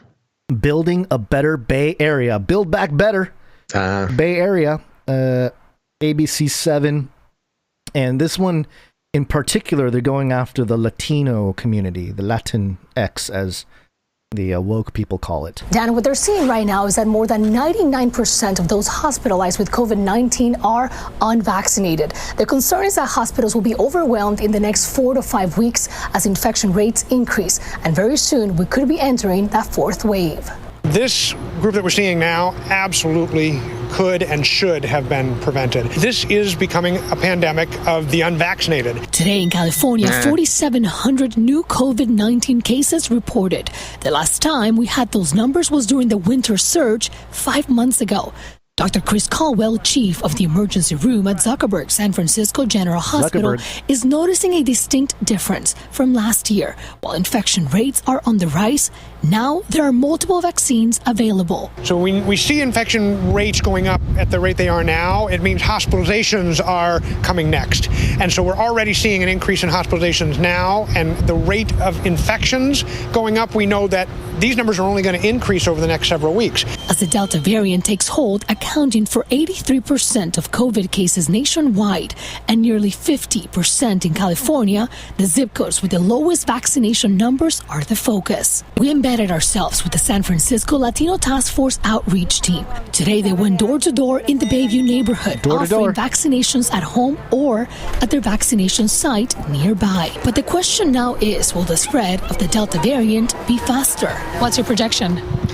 That if we don't change our behavior, and that includes keeping up with the masks, keeping with the social distancing, and getting people vaccinated, we're going to see hospitals being more and more impacted and potentially overwhelmed. Dr. Caldwell is also noticing that in some cases, those who are coming in now with COVID-19 are developing stronger symptoms than patients who came in last year. Just fear. Be scared. Yeah. It wasn't the whole Delta variant thing like, oh, it's not as intense, but they've gone back and forth about the Delta variant, and for the longest time it was, oh, our vaccines don't work against the Delta variant. Oh, we need the booster shots. But okay, well, if the Delta variant is 83% of cases, then why is the vaccination like the one thing that'll save us if it doesn't work? Well, it does actually work, so yada yada yada. Okay, well then what's the need for the booster shots? Stop asking questions, citizen. So this is Lex 18, Lexington, Kentucky. The Lexington Fayette, I'm probably saying that right. Fayette County Health Department reported on Monday, this is July 19th, that 99% of COVID-19 cases in the city since the beginning of the pandemic have been among the unvaccinated. Well, no kidding, since the beginning of the pandemic. So, okay, we've had... Well, that's interesting. Maybe that's what this number is coming from. See, here's the thing. I think it's a mixed bag. So you have Kentucky saying that, oh, from the beginning of the pandemic. You have Louisiana kind of fudging the numbers or, just saying it. Who else was it? Ohio. That's 3. That's several. 3 to 5 is several. So... and they might all be taking that number just from Walensky, too. It could be just a circle of, circling back on each other. The Ouroboros, they're just each getting the data from one another. But, that's enough states right there. And then San Francisco, California, for Walensky to come out or what was that guy's name? Andy, whatever. Andy, what's his name? Slavitt, yeah. To come out and say that 98 to 99% of Americans dying of the coronavirus are unvaccinated. But yeah, that little thing from the the Lexington Fayette County Health thing, that was a little giveaway that from the beginning of the pandemic, 99%. Well, yeah, because they didn't technically have this vaccine till December? No, that's just silly, just all around. But I mean, these are details people don't pay attention to, so it's like, I don't know. It just drives me mad, and at the end of the rabbit trail is just one big pile of poop. Okay. COVID poop, everybody. All right. Well, you have any more reports on that, or did we nail it? Oh, I guess there was one more. Wall Street Journal: unvaccinated Americans are behind rising COVID-19 hospitalizations. Oh, behind. They're behind. Ooh, the so sinister. Yeah, it's they like they're actively plotting. Yes, they're behind the plot to raise COVID symptoms. I still ask the question, with all this talk about, well, actually, no, I'm going to ask this question after this next article. Are we good to keep moving? Yes, I'll just mention that in this Wall Street Journal article, it says Walensky, CDC director, said Friday at a White House briefing, she said more than 97% of patients entering the hospital nationwide are unvaccinated. So more than 97%. Is it a typo? Did the finger slip? I don't know. They can't keep their numbers straight. 60%, 99%, 99.5, 99.4. And again, remember, it's preliminary data from several states. Yeah, so yeah, there you go. At least she admitted it's preliminary and it's not actually official. Yeah. Well, I would like to make it official. You do not know what you are talking about. So all the health official, all the news outlets there reporting on the 99%. All right. Well, let's move on to this next one here. This is coming from knpr.org here.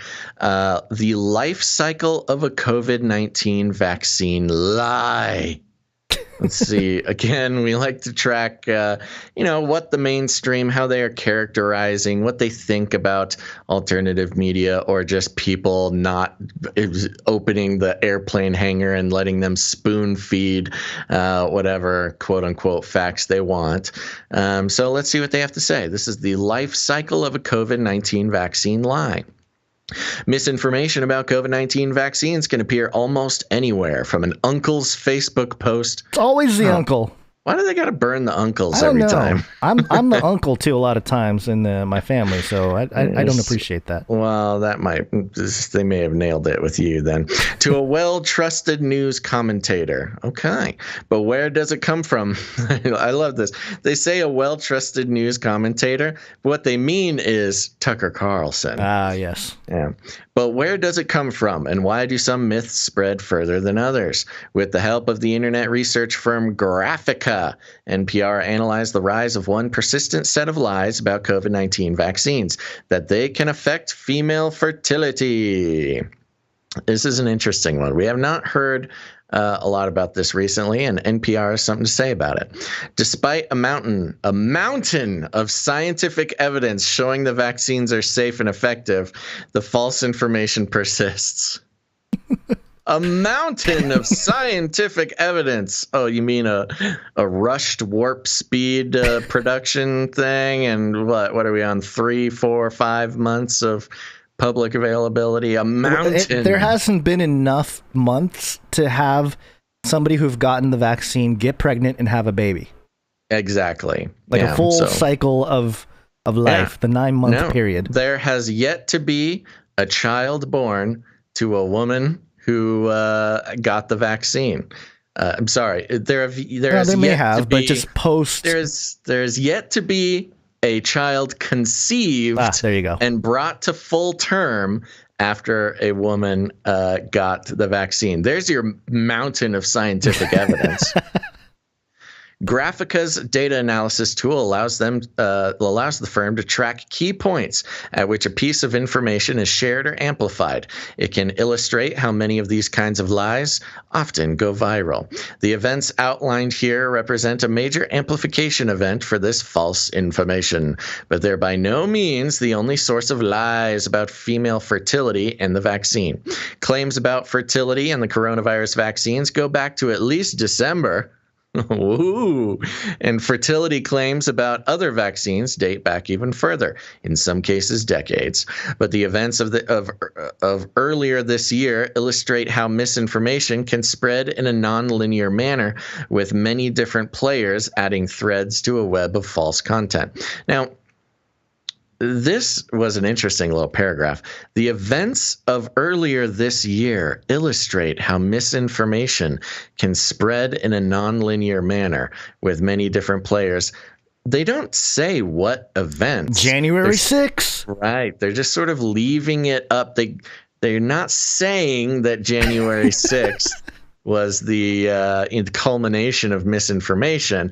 They're just saying, the events, you know what we mean. Wink. Here is the life cycle of a lie. Wow. Step 1, start with a kernel of truth. Oh, always a kernel of truth. Yes. How to lie, tell the truth.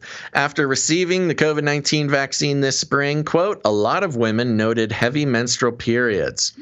It says Alicia Lou Culligan, an MD PhD candidate at Yale University who studies the immune system and reproductive health.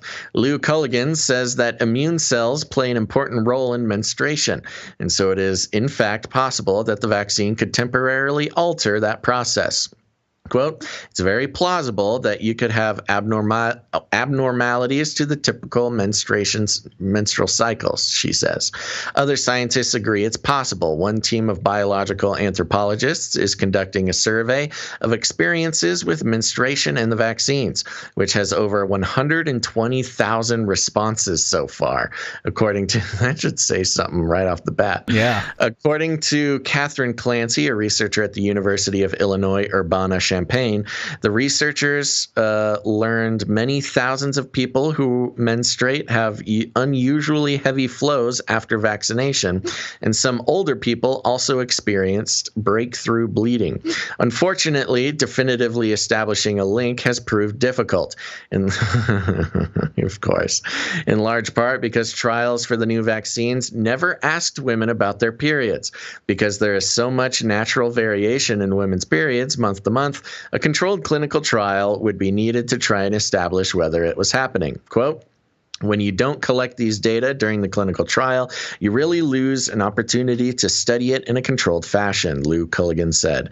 The lost opportunity for scientists became an opening for anti-vaccine activists, says Melanie Smith, former director of analysis for Grafica. Quote, in the more successful misinformation cases that we see, there is always that gap of knowledge, she says. Yeah. So you can already see, it's ironic because they are saying, oh, the misinformation people, they start with a kernel of truth. And that kernel of truth is people who menstruate, women, they're trying to say. That's not woke enough, Basil. Oh, look at who now is trying to keep me on the straight and narrow with trans wokeness. So it's funny. It's ironic because this goes both ways. They're saying the misinformation people start with a kernel of truth. And they're doing the exact same thing in a different way. The scientific establishment is saying, yes, we have 120,000 reports of people having unusual menstruation after the vaccine, but we haven't done the study. So it's not true. It's not true because we haven't done the study. Yeah, it's convenient that a gap in the knowledge, maybe it's a gap, maybe it's just they're calling it a gap because they haven't had their grubby science fingers all over it, to manipulate the data. It's just raw data. But that's the thing. They're not even saying, like, scientifically, this is not true. They're saying we haven't studied it, therefore it's misinformation. Right. Well, if you haven't studied it and 120,000 people are reporting problems, I think it's like you can take a leap and say, hey, there might be something here. Anyways, let's keep moving. Step 2, find an influencer to spread doubts and questions. Notice how it's put in the context of like scheming and planning. Yeah, some nefarious group is like, yes we should find an influencer to spread our disinformation. Yes. With no firm data, stories about the disruption to menstrual cycles began popping up in forums and groups. Many were just wondering if it had happened to others and whether they should be worried. But there was one Facebook group in particular that turned out to be important. Quote, it's called literally COVID-19 vaccine side effects. Oh, the horror! The horror of these misinformation agents making a group because they had horrible side effects. How dare they contact each other and talk about the side effects they're experiencing? There were a lot of posts by ordinary people in there looking for answers, but anti-vaccine activists were also part of the group. One of the people reading this page was an anti-vaccine campaigner named Naomi Wolf.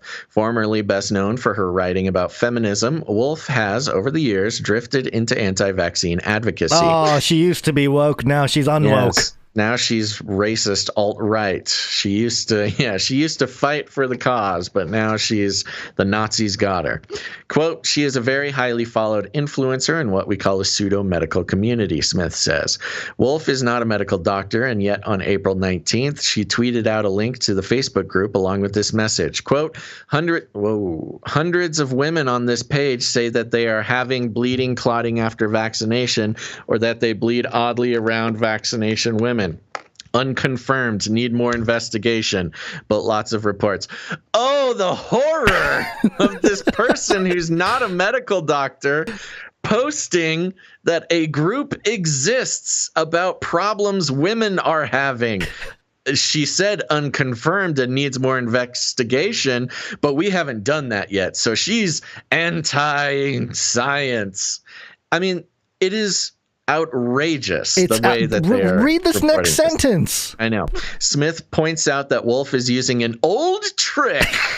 By saying something needs more investigation, she's raising doubts without preventing facts that can be refuted because there are no facts because you haven't investigated it. This is crazy talk, man. Without presenting facts that can be refuted, too. I mean... Yeah, the facts don't exist. You just admitted, dear scientist, that the facts don't exist. So yes, she didn't represent facts because there are no facts. What do you want from her? It's just outrageous. The mind control involved in trying to keep people stuck into the spoon feeding of scientism. It's crazy. It's absolutely crazy. Yeah, the world's going a little nuts. Step 3, pile on some related myths. Wolf's tweet also seamlessly inserted a myth that somehow vaccinated women could pass side effects onto the unvaccinated. Look, all she said is that there are reports of women having strange menstrual cycles and oddly around vaccinated women. These are reports that exist from human beings posting it on Facebook. Which in the last section, the kernel of truth just laid out the truth claim that women can have that. They even quoted somebody that, you know, like a doctor or whatever, or the researcher from wherever, Yale or whatever it was. Yale University, a PhD candidate. So what is the myth there? There is no myth. There's no myth. It's just reports from human beings who are having issues, women no less. So you have a scientific establishment who not only has a history of ignoring women within scientific research, especially around medications, and yet you have hundreds of thousands of women reporting a problem that they are experiencing, a specifically female woman problem, and you have the high priests of scientism who are supposed to be so woke saying, oh, don't listen to these women, they're hysterical. The reports of these, women, we can't listen to them. They're just reporting all these things. They're myths. They're myths. Don't believe your own eyes or your own body, women. Wait for science to tell you what you are experiencing. It's misogynist, and it's going against their own woke orthodoxy. And it just goes to confirm that the wokeness or the scientific orthodoxy does not apply to everyone. It only applies when it benefits the establishment, not when it benefits actual women having medical problems that need to be heard and are not being studied. They still are not studying them. Sorry. Lou Culligan says that absolutely Lou Culligan says that's absolutely not the case. She adds that this myth seems to echo another popular falsehood that somehow women who live together can influence each other's cycles. So again, Lou Culligan, who admittedly has not done the experiments, is stating as a scientific fact that the experience these women are having is not true. They're hysterical women. Don't listen to them. Wolf kept tweeting and piling on more misinformation in question form. In question form. Don't ask questions, citizens. Asking questions is tantamount to spreading misinformation. Wolf kept sorry, I'm getting worked up. Wolf kept tweeting and piling on more misinformation in question form. Can vaccines cause infertility, miscarriages? Oh, this disinformation agent, Russian spy. This slam went well beyond disruption to menstrual cycles, raising the stakes dramatically. Lou Culligan says the evidence overwhelmingly shows the vaccines do not cause these problems. Okay. Even after you said yourself, the science does not exist. But sure, we're just going to believe Lou Culligan. Quote, at this point, there have been many, many millions of women who have gotten the vaccine, and there have been no scientific reports of any infertility. The Centers for Disease Control. The science. Okay. You guys get the point. The Centers for Disease Control and Prevention also says that the available data shows vaccines are safe for those who are pregnant or nursing. Don't ask questions. Everybody out there offered a vaccine. Don't ask any questions. Please take it. It's hilarious. The available data, which they admitted is non-existent, says it's fine. All right, we're almost done here. We got a couple more steps. Step 4, make waves in mainstream media. Days after Wolf started tweeting about vaccines and fertility, her influencers began picking it up. Other influencers began picking it up, and a few clickbait websites wrote fake stories. But it was that I'm sure happened. It was on Natural News, so I'm sure some clickbait websites got it. But it was the real news that gave the lies their biggest boost. Oh, real news is the enemy here. About a week after the initial tweets, a Miami private school and Centner Academy announced it would no longer allow vaccinated teachers into the classroom. It said there were too many questions about whether the vaccine could spread to unvaccinated mothers and children. The school CEO, Layla Centner, is an established anti-vaccine advocate, so her decision wasn't surprising, but the ban made national waves anyways. Quote, to some people it's crazy, and to others they question it because they want to know more. So for everyone, there's a reason why you click on it, says Tara Kirk-Sell, a senior scholar at the Johns Hopkins Center for Health Security. She says this perfectly illustrates how a lie that's grown big enough can use the mainstream media to get a further boost. Quote, by covering it, which is important for people to know what kind of stuff is going on out there, the other side of that is that the lie spreads faster and more people see it and more people pick up on it, Sell says. And that's what happened. The Miami school story led to global coverage. Quote, this is the point at which we start to see Spanish and Portuguese content specifically, says Smith, formerly of Graphica. Why did we just former? I know the former thing is weird, but we go into Spanish and Portuguese content suddenly. Okay, the lies piggybacked along with news of the school. Outlets in other languages began reporting the vaccine can spread person to person or cause fertility problems. Step 5, morph to fit the messenger. Finally, because misinformation about vaccines is not grounded in data, it can mutate to fit any political message or worldview. Vaccine myths about fertility and reproduction are particularly potent because they affect a large swath of the population, particularly when they incorporate myths about vaccinated women spreading the side effects. Quote, it's kind of a one-size-fits-all theory in some ways, and the potential impact is everyone rather than one specific community. Okay.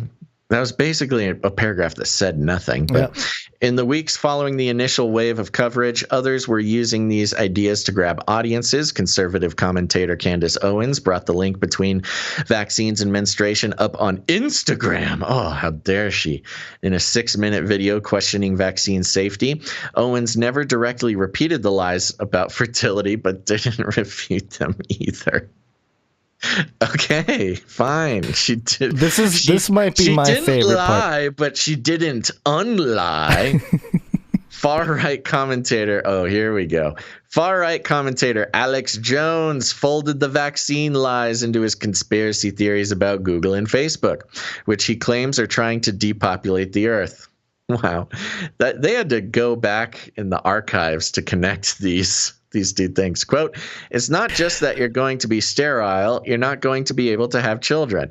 Jones said during a recent broadcast, you're not going to be able to eat beef anymore. Okay. Wow. Great reporting, NPR. They just wanted to get Jones's name. I know, but it's just hilarious because it's like, you know, the whole thing about the depopulation and the sterile children. Okay, yeah, that's in context. You're not going to be able to eat beef anymore. You can't eat beef anymore. Like, okay.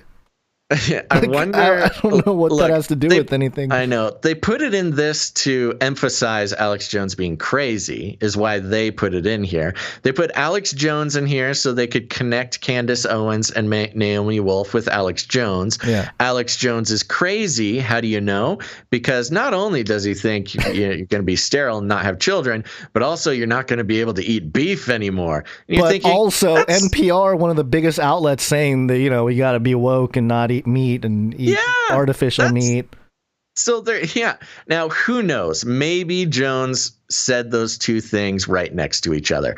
I highly doubt it. I'm sure they just took this "you're not going to be able to eat beef anymore" thing from maybe it was the same broadcast, but it was an entirely different part. Maybe you said it together. I don't know. It doesn't matter.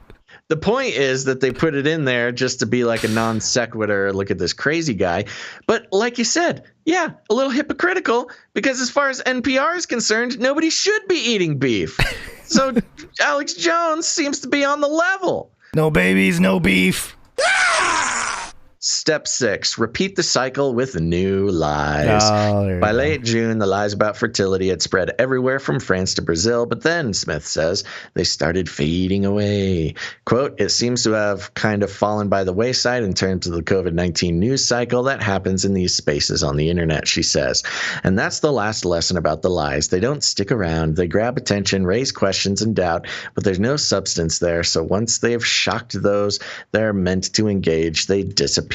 Or more properly, they're replaced by new incredible story. Oh my gosh, it was an exhausting. I thought you would enjoy that. But it is so perfect. I mean, they do this all the time. I mean, pretty much any time they talk about conspiracy theorists or theories, they have to put so much energy, into dissecting it. They always do a horrible job, and they always end up making the point of the conspiracy theorist or theory, which, in my view, is exactly what they did here. It's just them being blatant about, hey, it's really annoying how nobody just listens to us or that these crazy conspiracy theorists don't just take every word we say and consider it truth. It's really annoying how they think for themselves and actually pay attention to the science, and even worse, ask questions. My mother used to always tell me, because I would focus, I'd spend a lot of time on things that weren't schoolwork, like I'd play 4 hours of guitar and spend half hour on homework or something like that. And she would always say, if you put the energy you put into guitar into your schoolwork, you'd be a straight A student, I feel the same way about some of these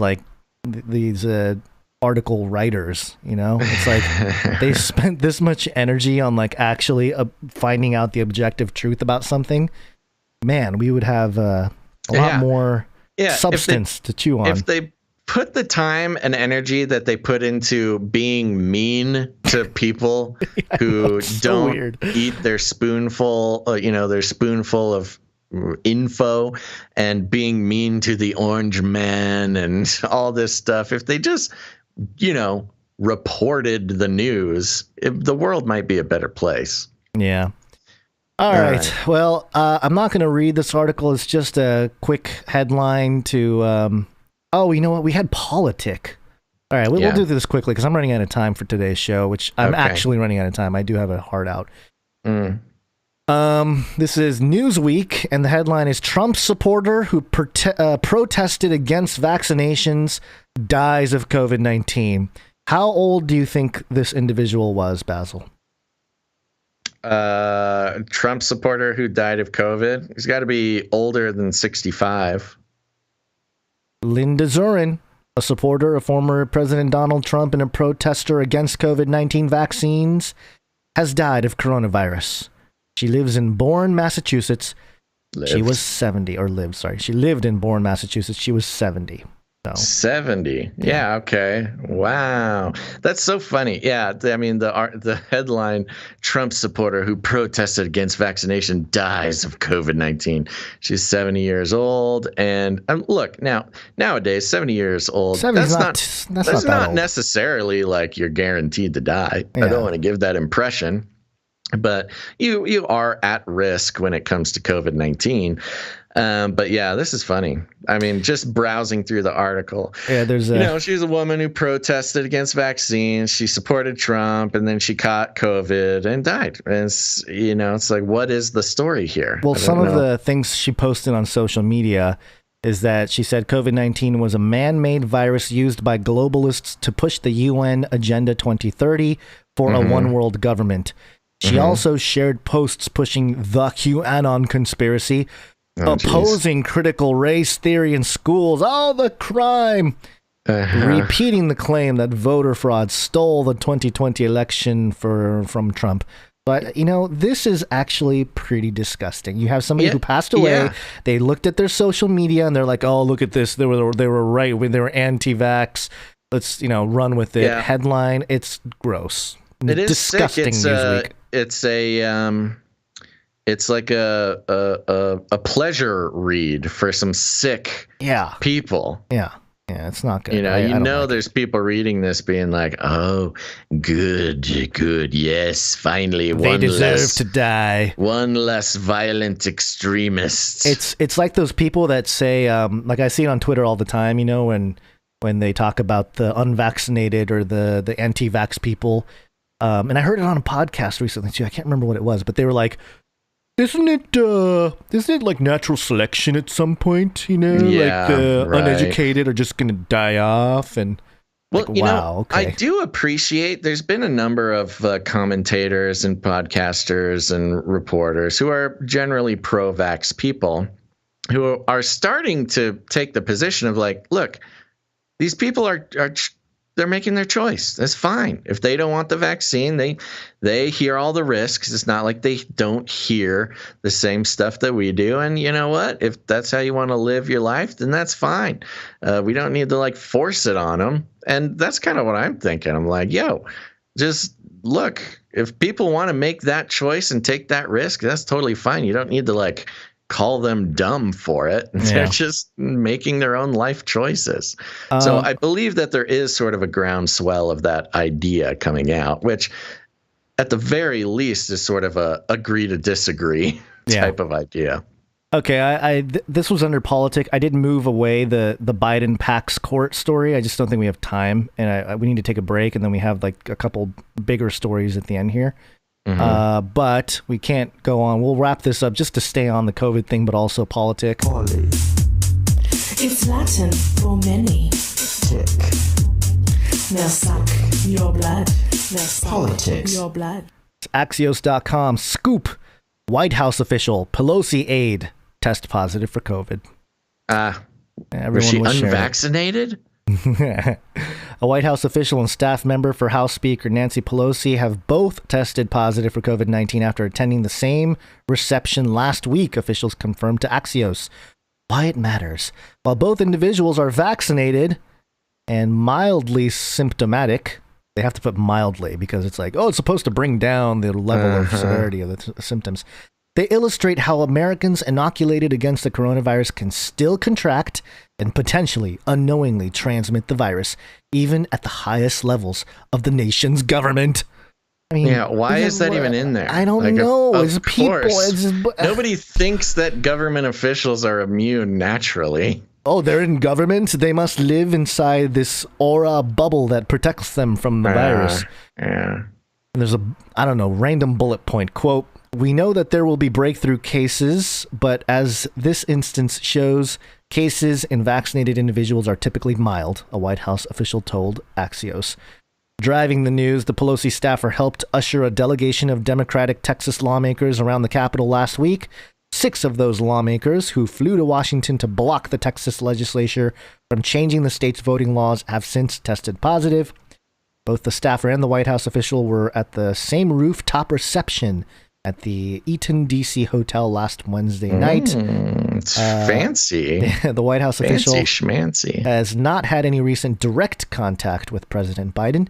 The Pelosi aide did not have any contact with the speaker since that person's exposure. So, the Pelosi thing was kind of more of a headline grabber. There wasn't anything directly, because I saw some people like, Pelosi got COVID, and it was like, not quite. They're just headline readers, and obviously not even good headline readers. What they're saying, quote, yesterday a fully vaccinated white blah, blah, blah. We get it. Bullet point, in accordance with our rigorous COVID-19 protocols, the official remains off campus as they wait for a confirmatory PCR test. The White House Medical Unit has conducted contact tracing interviews and determined no close contacts among White House principals and staff. The individual has mild symptoms. And it kind of just goes on and on. We get it. Pelosi's people got sick. And I mentioned some of the other folks here. Kind of a non-story. It ties into the people that fled Texas. Yeah. So I thought was funny. But, we do need to keep in mind that when people like Pelosi or Trump or Kamala, when they do go into hiding with, the contact tracing, kind of like how Boris Johnson did, it might signal something. We'll have to keep an eye on the UK there, see what happens, because Boris Johnson, he got the contact tracing. And he got pinged. So he's vaccinated and also had COVID and still got pinged. So what are they planning in the UK? But we need to really take a break. And all right, we'll just zoom through then. It's break time. Come on, take a break. Okay, everybody, we're going to take a quick break, but don't go anywhere, because after the break, well, we're going to have to pick and choose some stories. But the options include some DNA, some Borg DNA. We got the cyber pandemic, some update on the Project Pegasus, and some great reset ESG talent war stuff coming up you're going to want to pay attention to. So stick around for after the break. But before that, we're going to thank some producers. That's right, I said producers, because we're on the value for value model, baby, which means no advertisements, no affiliate codes, not trying to sell you any Freedom phones, FBI spying devices. Nothing like that, folks. We're on the value for value model, which is simple. We create value. We do it 3 times a week. If you get any value out of what we do, you have the opportunity to put some value back in, and it's the only way that it works. Like I said, we are not monetized on any platforms. We have no other streams of income, which is not necessarily the most financially responsible thing for us to do. But if you want the show to keep going, it's easy. Just become a producer of the show. It's the only way that we're able to keep the show going. And when you do, you become a producer. That's right. You're not just charitable, not just a donor. You are a producer of the show. And just like the real world, those who help to keep a show going, they are producers of the show. And I'll usually go into a big rant about advertising and how it's mind control and commoditizing your attention and your trust. And you're not the consumer, you're the product that the media creators sell to their clients, who are the advertising industries. But we don't have time for all that. You already know it. But there will be some notes from some producers who have some good advice for everybody. So, Gons, are you ready to thank some producers? Yep, ready to go. And I'm glad you said that, because I think we could have read one of these patrons, these new patron producers. Yeah, there's a good one. I'm going to read it, and it'll convince it to everybody here. But the first way to do it is by heading over to patreon.com/CCNT. That's patreon.com/CCNT for Canary Cry News Talk. We got a few producers over there, new ones. We finally broke into the black over there on that Patreon. So we're happy about that. And that's partly thanks to these producers. First of all, I want to thank producer Jennifer. Thank you, producer Jennifer. Appreciate it. Thank you very much, producer Jennifer. And not to be outdone, we have producer Bradley B. Thank you, Bradley B. Whee! And Bradley B sent a great note here. So listen up, everybody. Bradley B says, thanks for the opportunity to support. Everyone who listens to this podcast should support it because by choosing the value for value model, Basil and Gons are showing their value and love for us by not selling our attention and polluting our minds with ads. Truly, you guys are a blessing, and I want to thank you for what you do. It is so valuable. 1 Corinthians 16:14, let all that you do be done with love. Much love, Brad. Thank you very much, Brad. Thank you, Brad. And so, yeah, there you go. Well, thank you very much for stating it that way, Bradley. Yes, we do love and value our listeners. That's why we don't subject them to advertising, not just because they're annoying or they take up time or those sort of surface level issues, but because advertising truly is the modern mind control. And as scientific studies have shown, people who think they are immune to advertising are the most at risk of being mind controlled by the advertising. Most susceptible, right. So there you go. Thank you very much, Brad. Next up on the list, we have producer Anison A. Thank you, producer Anison. That's right. And that's it for the Patreon producers. Let me do just a quick little read. Yep, that's it for all the Patreon producers for today. Thank you so much for helping us lay down a firm foundation for a monthly producership of the show. Really helps on the low producership days, of which one is today, but that's okay. The monthly producers picked up the slack. But Patreon is not the only way to support the show. In fact, a lot of people hate Patreon, and that's okay. We support you. That's why we have CanaryCry.Radio.com/support. CanaryCry.Radio.com/support. That's right. CanaryCry.Radio.com/support is a great place to become a producer.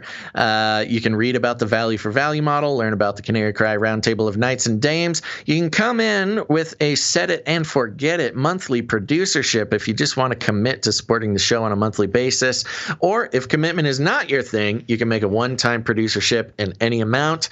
Gons, who do we have coming in on the PayPal? First up in the PayPal here, they are today's executive level producer. Now reached executive. Sheesh. And it is Sarah B.S.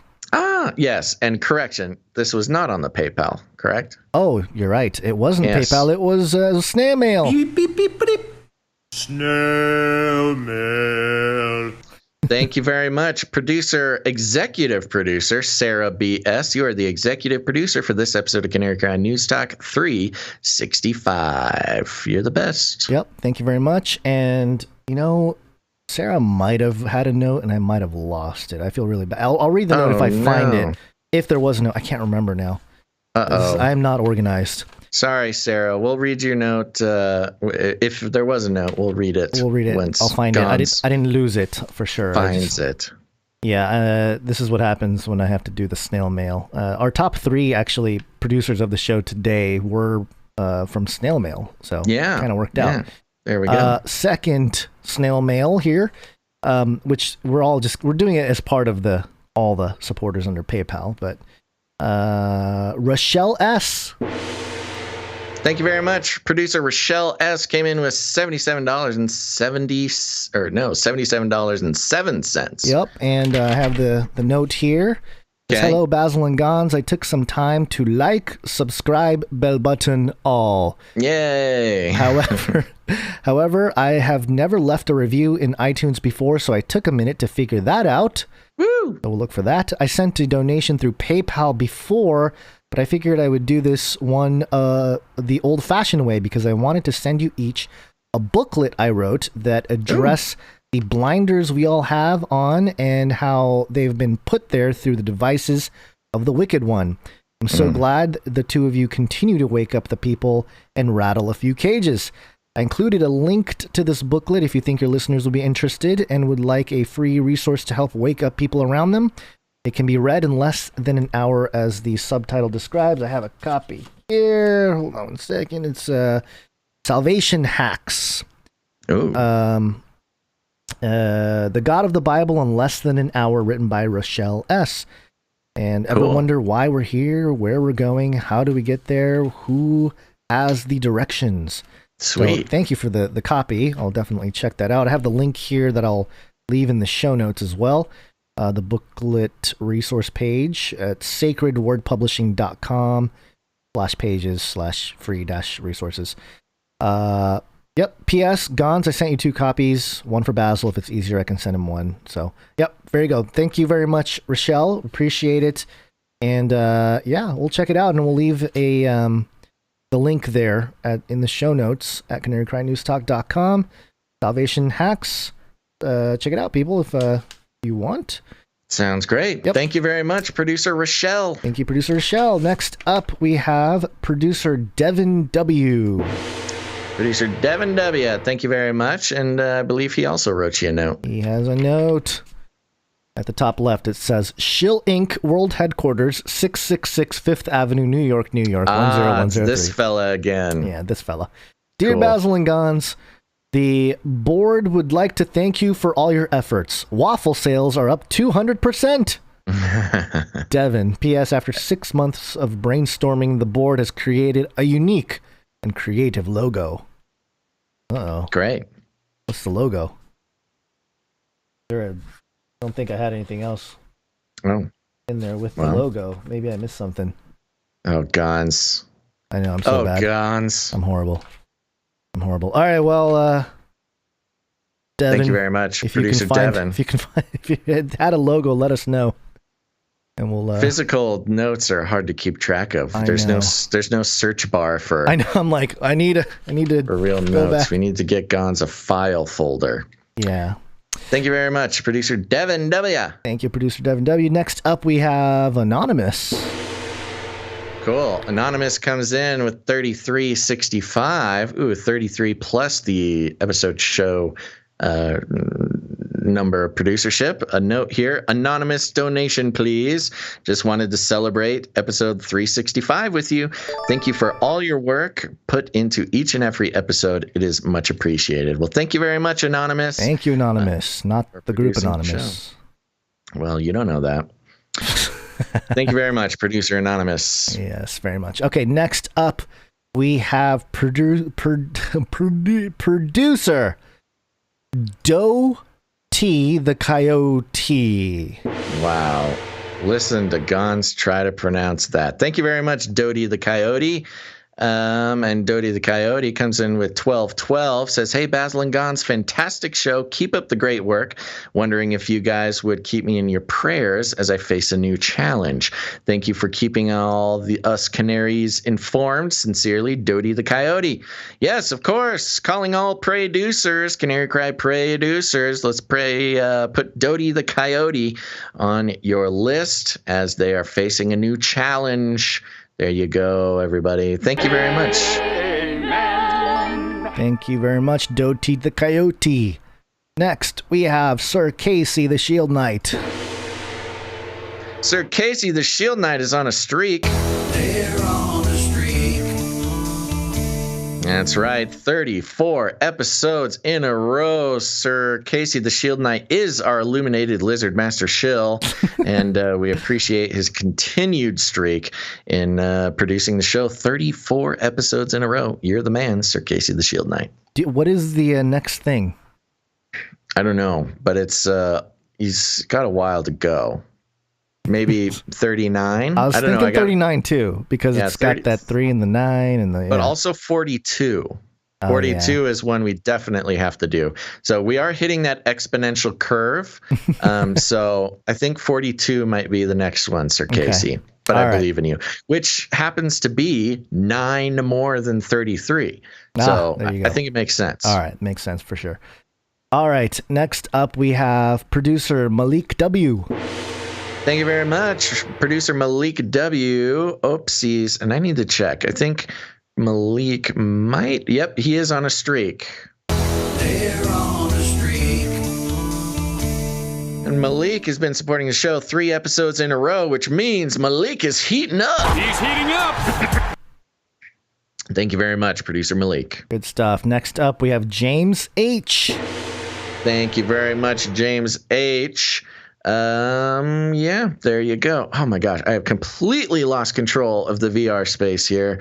Sorry, this is difficult.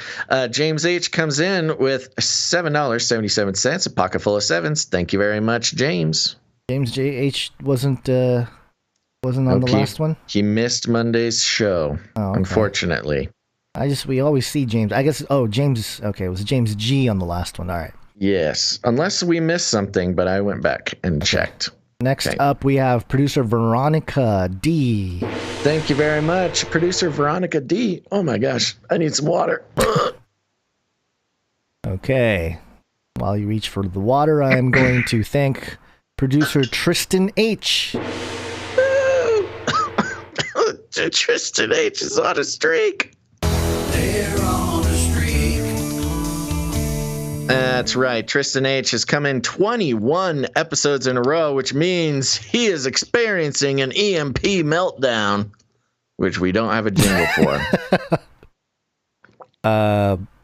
And Tristan H came in with $4.62, which is his prorated $1 an hour producership for last episode. Thank you very much, Tristan H. Which means we almost went 5 hours last episode, by the way. I know, it's scary. Next up, we have producer Joe P. Producer Joe P coming in at $4.40 and a note. Inspired to donate to incentivize your efforts, the Canarium appreciates your willingness to provide more content and longer podcasts. We can praise God even in the storm. We, quote, set our minds on things above, not on earthly things. Colossians 3:2. Amen. Amen. Next up, we have producer Scott K. Thank you very much, producer Scott K. Oh my gosh, I am a mess. Are you eating something? No, I'm trying to drink water, and my VR headset is going crazy. Scott K is also on a streak. They're on a streak. 27 episodes in a row, coming in with 365, the show number, producership. And, oh no, streak 27 is the one that we forgot the title for. Oh. Or that we continue to forget the title for. Yeah, that's on you, man. This is all your thing. Look, I'm not trying to blame anybody here. We don't need to get into the blame game. I just forgot what 27. He's only the second person to hit 27, I believe. Yeah. So somebody in the chat, if you remember what the 27th streak was, let me know. Otherwise, I'm just going to have to remake it up as we go. Let's see. We did the supernova. We did the EMP meltdown. Then there was something before the illuminated lizard master shill. Let's call it the firmament buster. That's right. Thank you very much, Scott K, the firmament buster, at 27 episodes in a row. All right. Are you writing that one down so we can at least stick to something? Mm-hmm. Okay. Next up, we have Rebecca B. Thank you very much. Rebecca B is on a streak. They're on a streak. Right. I believe. Oh, we have a correction to establish. Mm-hmm. We missed Rebecca B's producership last episode. She did come in with a pocket full of threes last episode, Monday's show. She also came in with 365, the show number producership, sent a note, hey, B&G, producing in the amount of Monday's show number. Since you forgot to mark me as a producer for that episode, normally I wouldn't care, but I just wanted to hear my heating up jingle and be able to streak with the best of them. Yeah, you are on a streak, and you are also heating up. Oh, I was looking for something else. Okay, yes, she's heating up. He's heating up. Woo! Thank you very much. Yeah. And 4 episodes in a row now. You know what it was with Rebecca B? She was the one who sent in the VA letter that we read. Oh, right, yes. And we just missed the amount. So sorry about that, Rebecca, but I'm glad you're keeping us on our toes here. Yes, thank you. Next up, we have Kim W. Thank you very much. Kim W. climbing that ladder also. 20 episodes streak. Yeah, she's on a streak.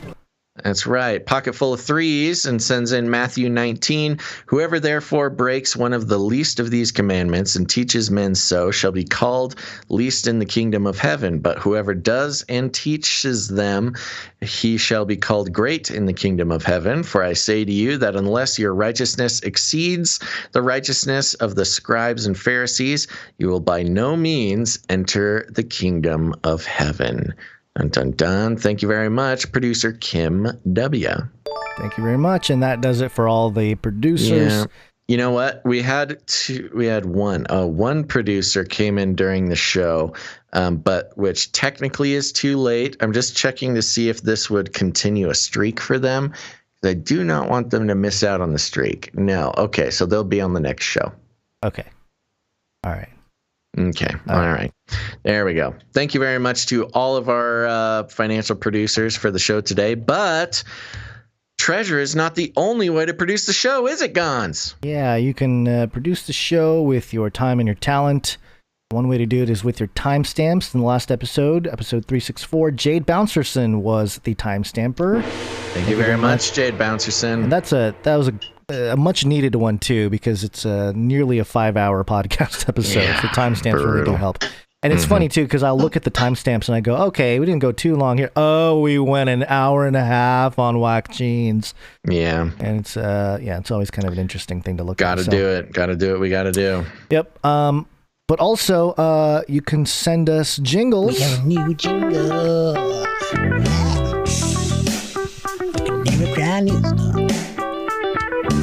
And we got a Flippy remix from B-Dubs, and I have not listened to this yet. So it came We're all coming in cold. Yeah, it came in like during the show, so we'll kind of just start it. It's a 2.5-minute song. We'll start it in the middle and kind of scope it out here. Okay.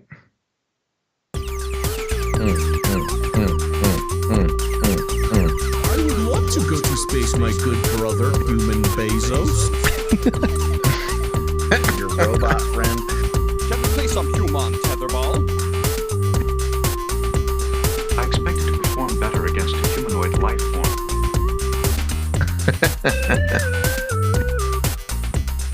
Okay, like sounds great. Yeah, it sounds like a fun little Robo house mix there.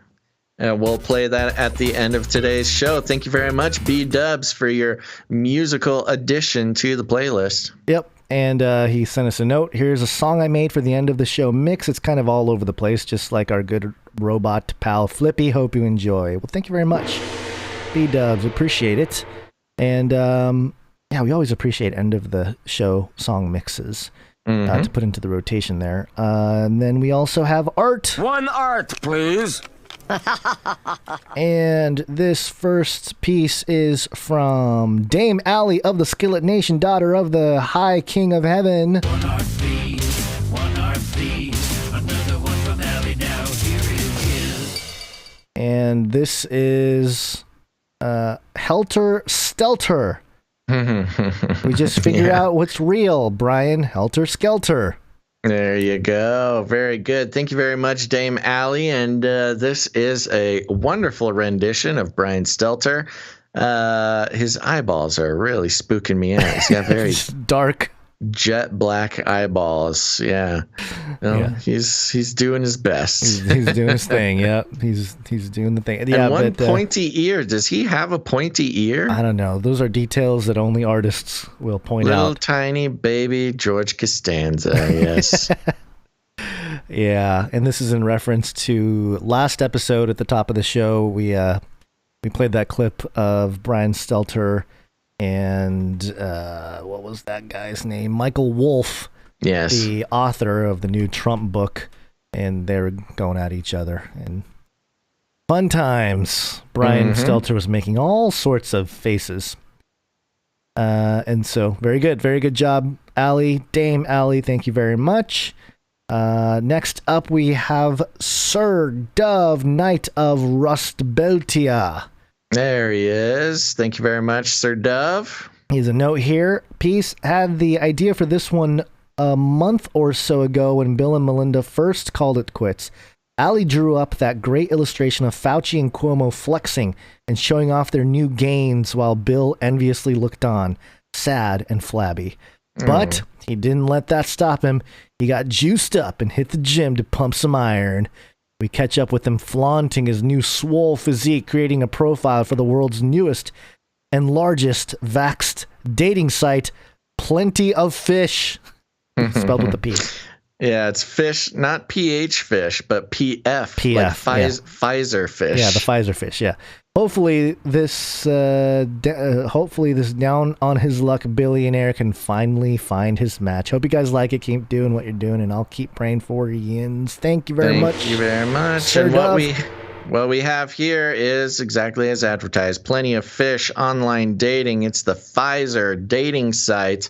And we've got Bill Gates's profile pulled up here. Let's read his profile. About, says recently divorced Scorpio with athletic body type.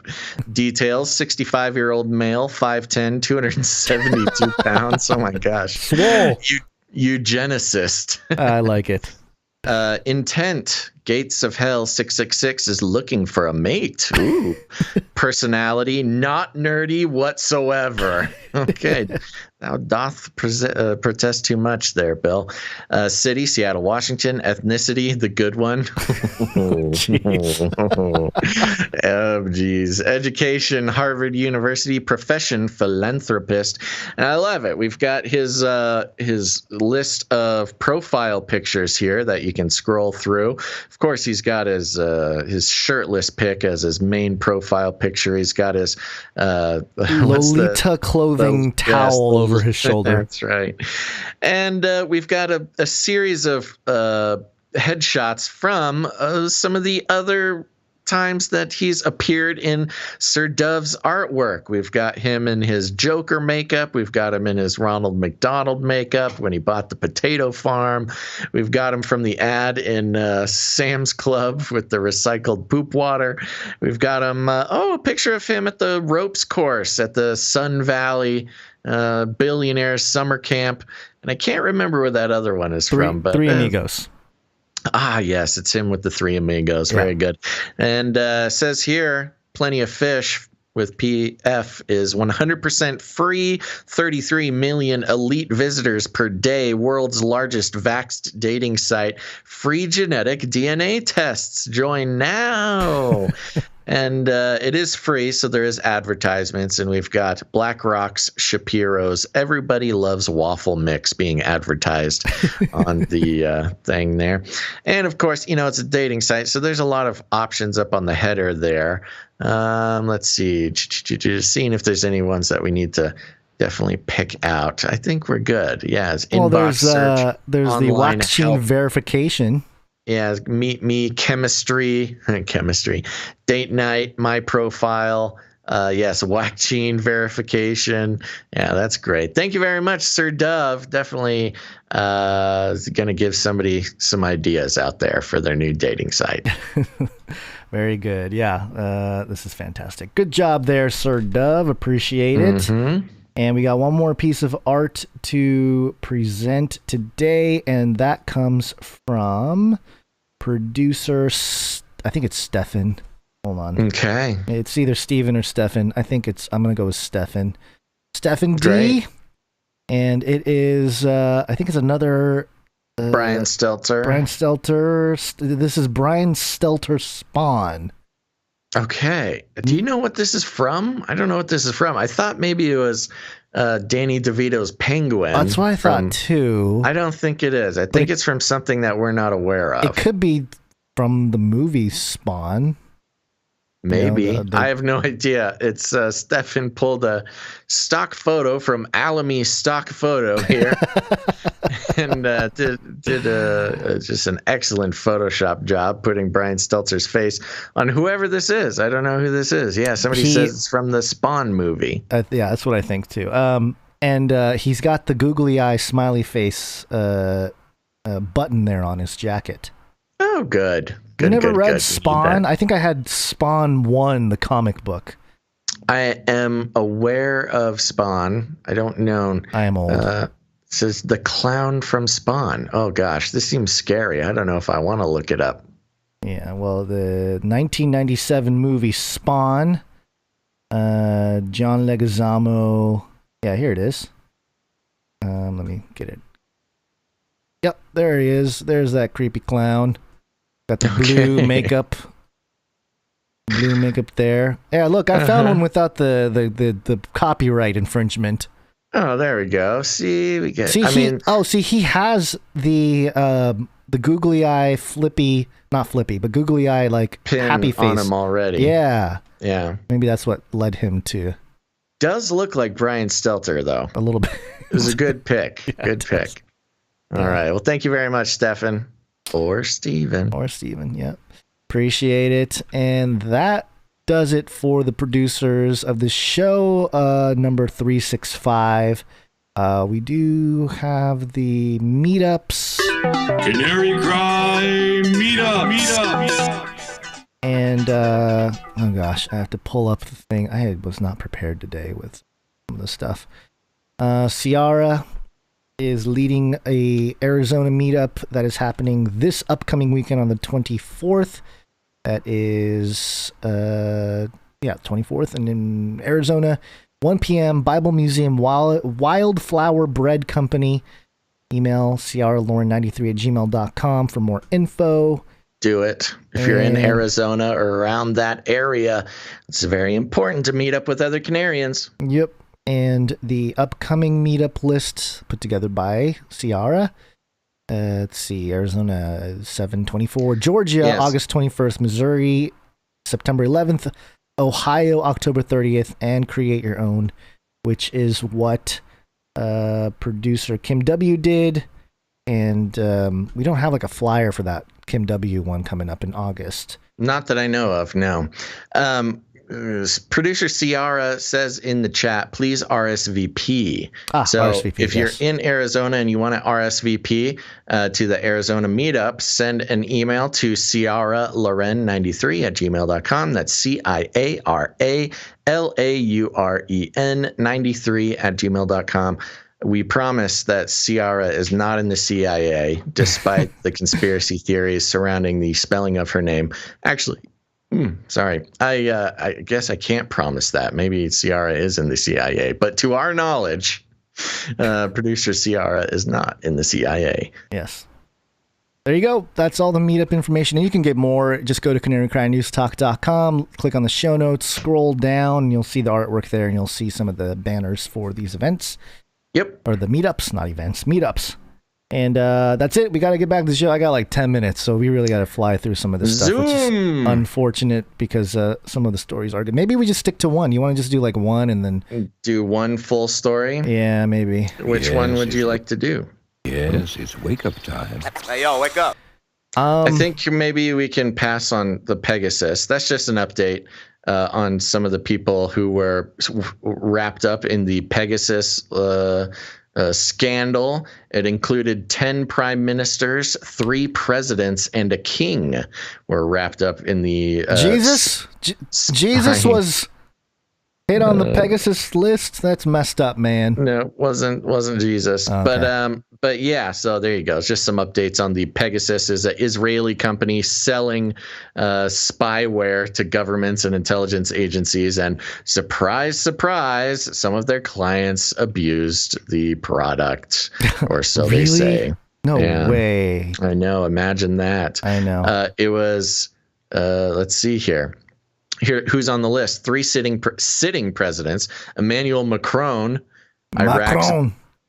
Iraq's Barham Salih, South Africa's Cyril Ramaphosa. Interesting. South Africa's president is also on the list. Yeah, 3 current prime ministers: Pakistan's Imran Khan, Egypt's Mustafa Madbouli, and Morocco's Saad ad-Din El Mouthi. And 1 king, which is Morocco's king, Mohammed VI. Okay, so there you go. A lot of big names got wrapped up in that spying operation. And yeah, thanks a lot, Pegasus. You know, this might explain why Macron had to come out and really push the vaccine passports, you know? Could be. Yeah, it could some be kind of blackmail operation. Blackmail stuff going on. Yeah, for sure. And then the one thing we had a couple ESG updates, but I think I'll just do this. I tweeted it out. ESG, what I've been calling evil satanic governance. It's actually environment, social justice, and governance is literally taking over. But look at these headlines.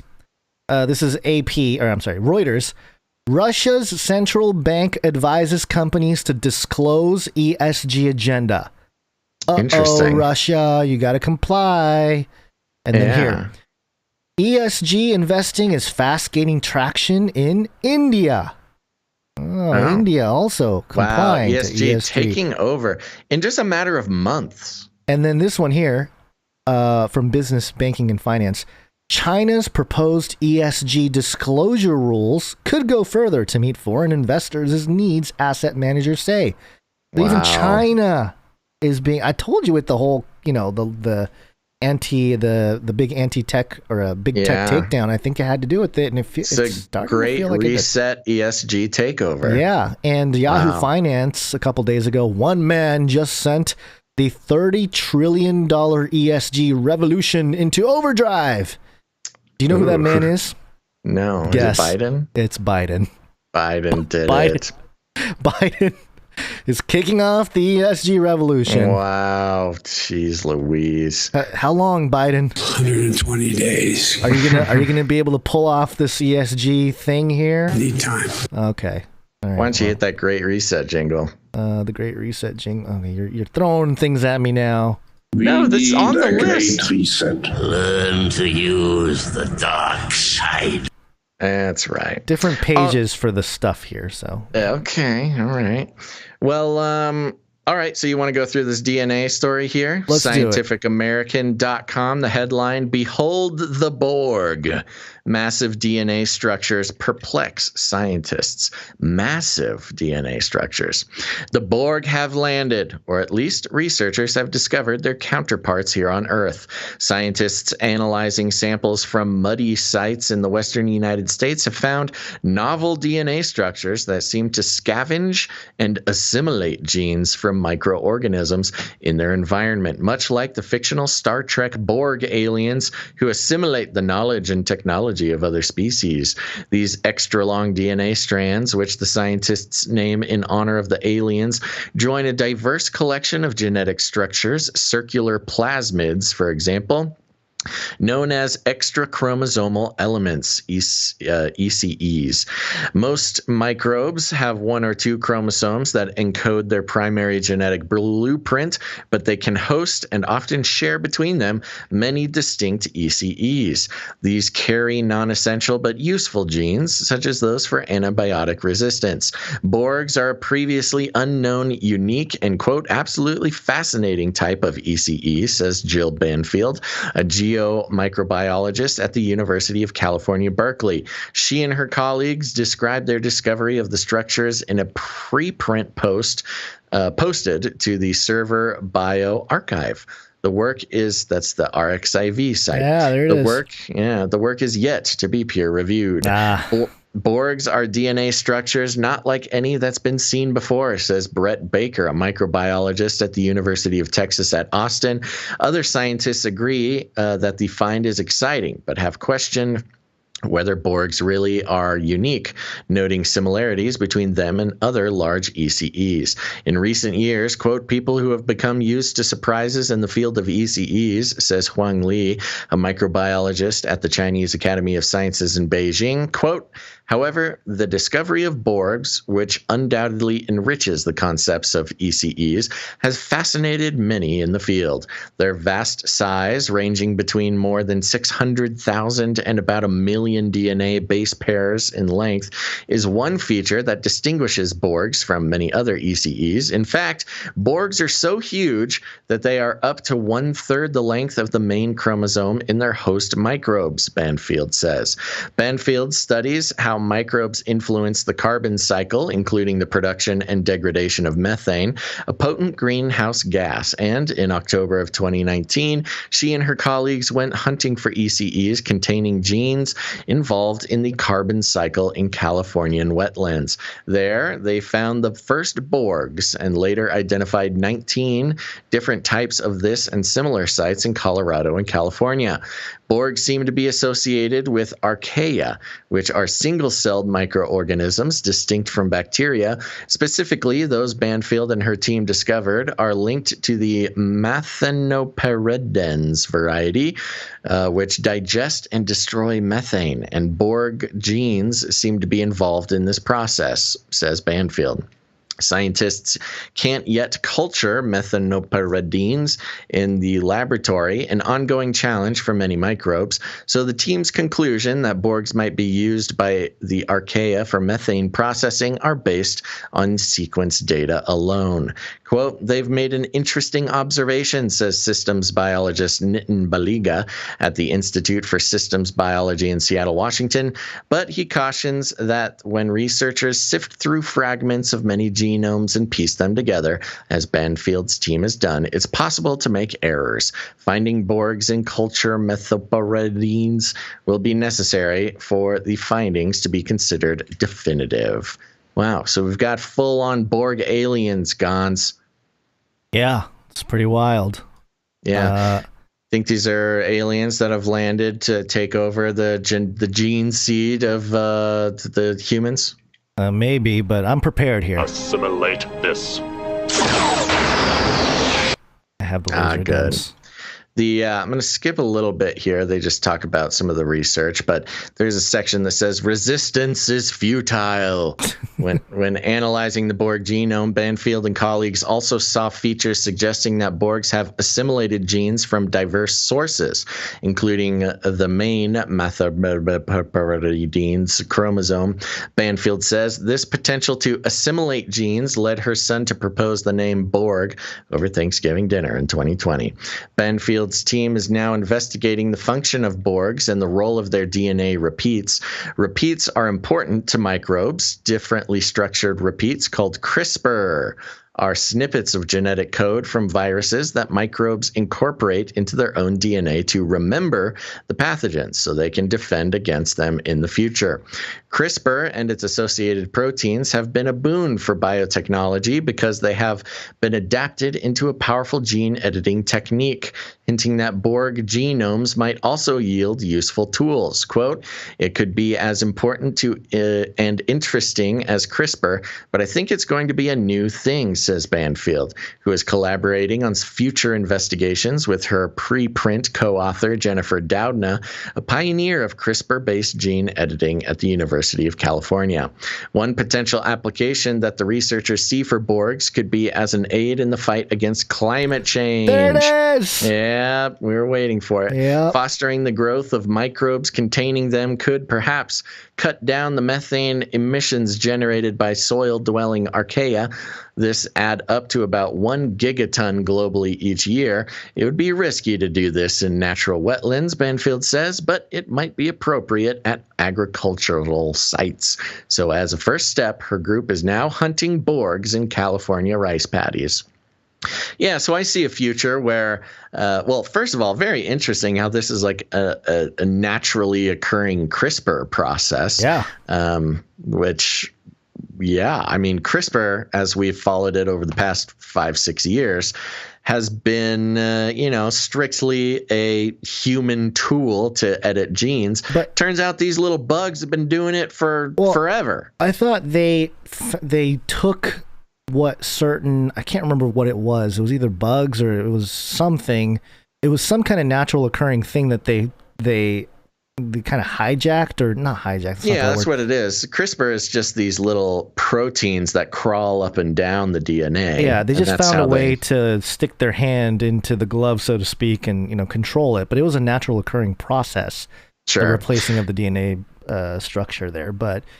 Well, putting these guys in service of climate change, again, you can, out of all the crazy plans to blot out the sun or, to change the climate with all of our fancy technology, I could see one campaign to take these little Borgs, multiply them, spread them throughout the earth to convert all carbon back into oxygen or whatever, or methane, I guess, is what they're very good at. And then, these little worms coming up and assimilating the genes from humans and becoming sentient and becoming the next race of super beings. If we're talking about sentient black goo, this kind of thing, I mean, think about the way they assimilate, right? They're able to just kind of take over, and I mean, I don't know. This is, if it gets out of hand, there's that theory of the blob, you know, that it can consume the entire universe if it goes out of hand.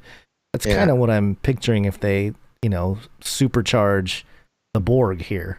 Pokemon fans will have already made the comparison to the Pokemon Ditto, who is this sort of formless blob that can take on the traits of any enemy Pokemon. Yeah. So, we're going to have these little pink blobs roaming the streets, and it gives a whole new meaning to deep fakes. No longer do we need CGI deep fakes. We're going to have these little buggers copying your grandpa and making videos, making TikTok videos. We'll be living in the days where we say, we're looking for the real videos. Every video will be deep faked.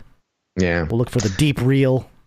Gabrielle on YouTube says Borg lives matter. So woke. So woke, Gabby. So woke. Are you even woke? I think we got to get you out of here. Yeah, huh? I got to leave. Okay. Thank you, everybody, for tuning in to this episode of Canary Cry News Talk. We'll be back on Friday. That'll be the 23rd. That's right, Friday, July 23rd. And then the rest of the month is going to get crazy. But you can come in and get one regular episode before things go off the rails. So while you're at it, make sure to follow the backup channel over at youtube.com/CanaryCry News Talk. That's youtube.com/CanaryCry News Talk. Because again, every episode that gets posted on Face Like the Sun might be the last one.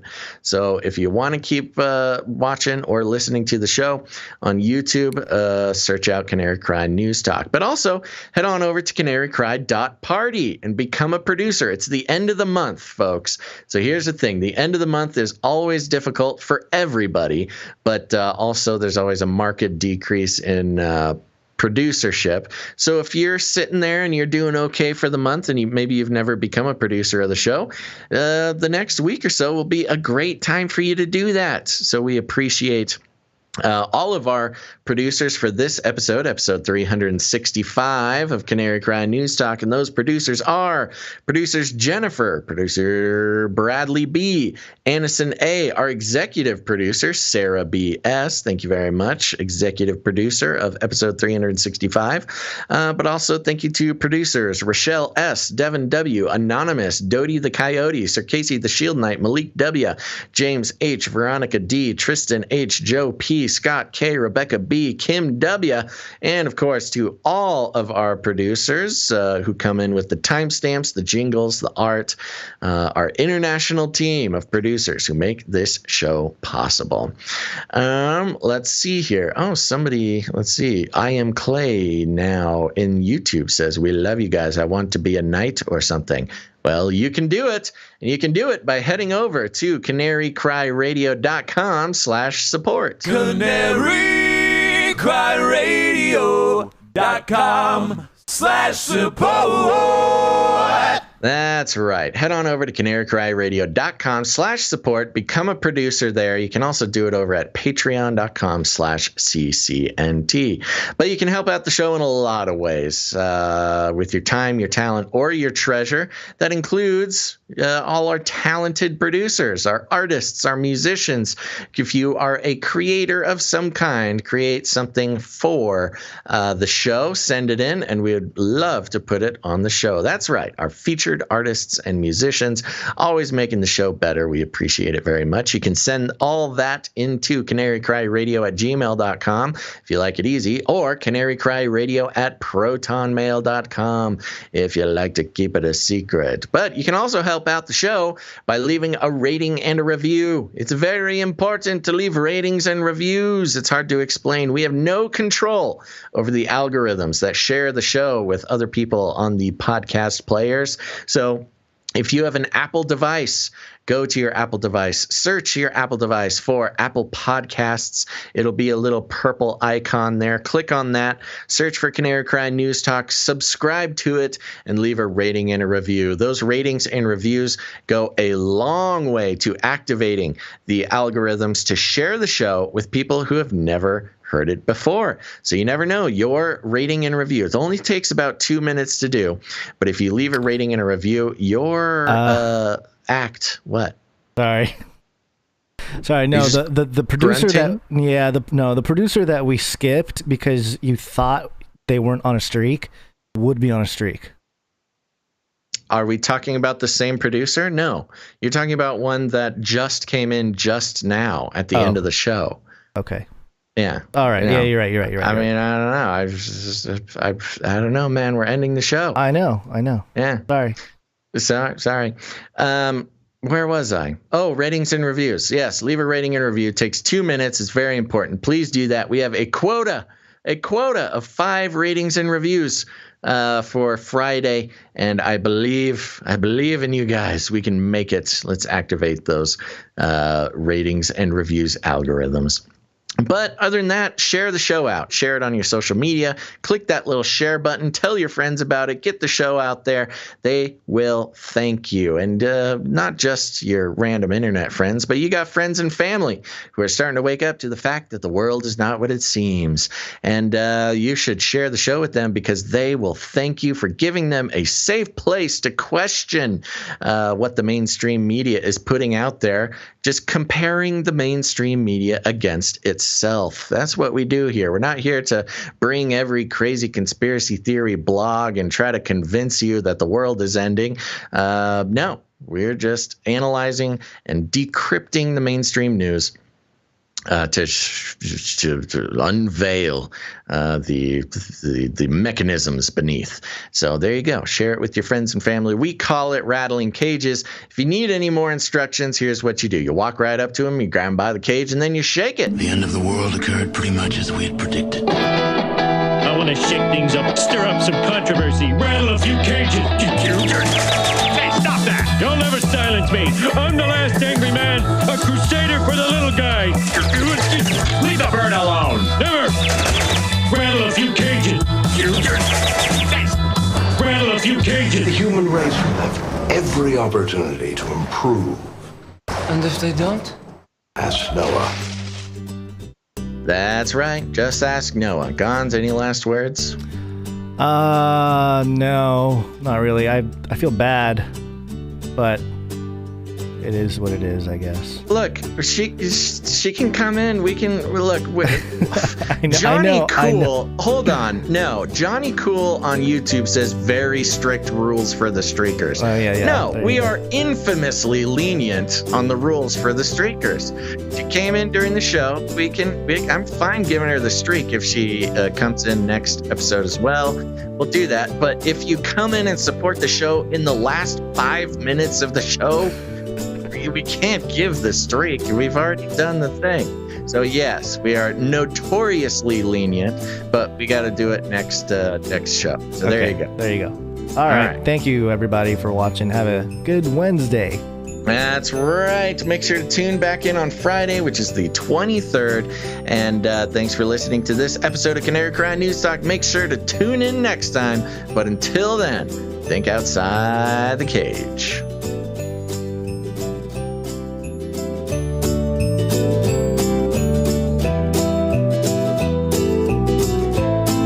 Yapping, man. We need a great reset. Remember, reality is an illusion. The universe is a hologram. Buy gold. Buy! I want to shake things up, shake things up. I want to shake things up, shake things up. Leave the bird alone. I want to stir up some controversy. I want to rattle a few cages. I'm the last angry man. You'll never silence me. I'm the last angry man. I'm the last angry man. You'll never silence me. I'm the last angry man. A crusader for the little guy. Well, we'll see about that. Whatever, Illuminati. Feed him more.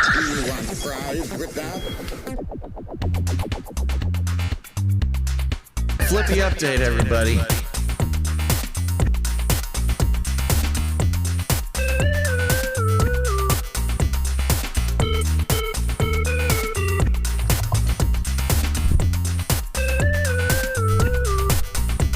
Taking our jobs, enslaving our children, and flirting with our spouses. Flirting with our spouses.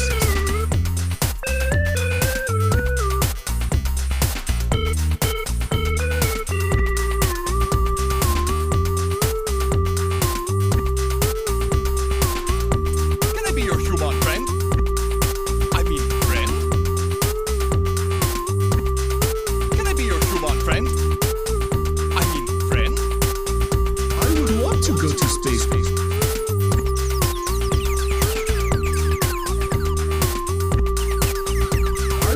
To go to space, my good brother, human Bezos.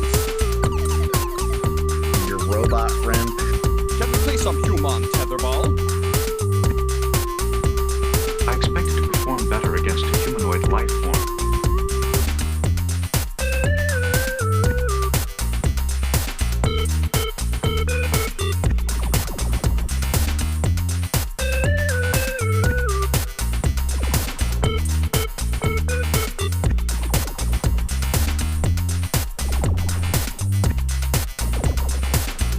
Disrupting my ability to work.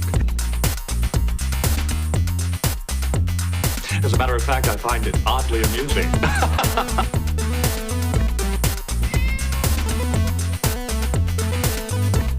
Spot.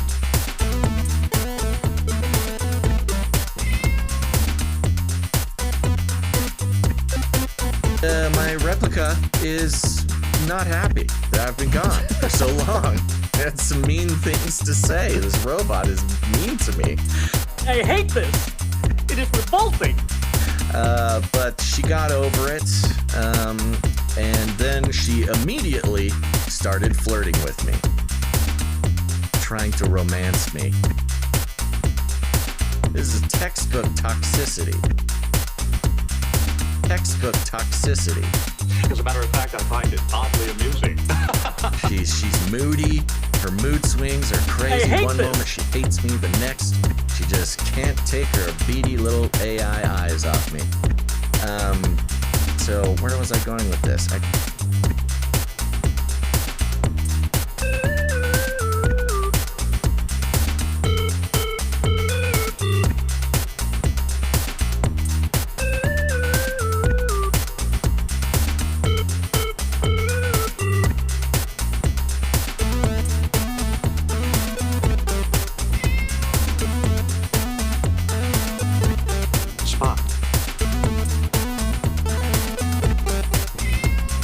I just wanted to tell everybody that I flirted with a robot this morning.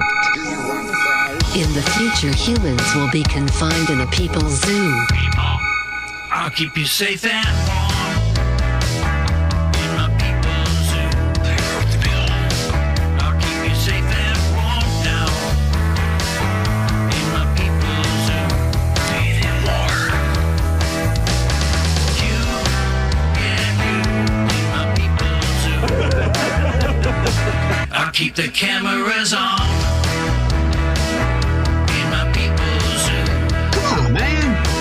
I'll keep the cameras on now in my people's zoo. Keep yapping, man. You, yeah, you in my people's zoo. Aliens.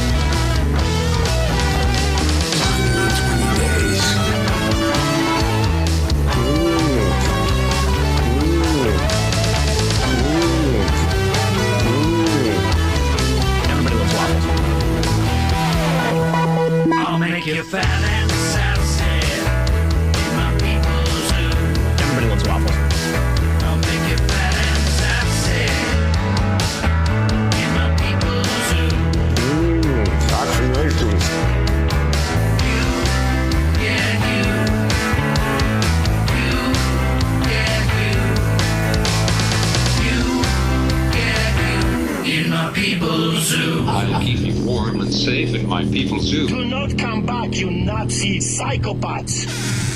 You do not know what you are talking about.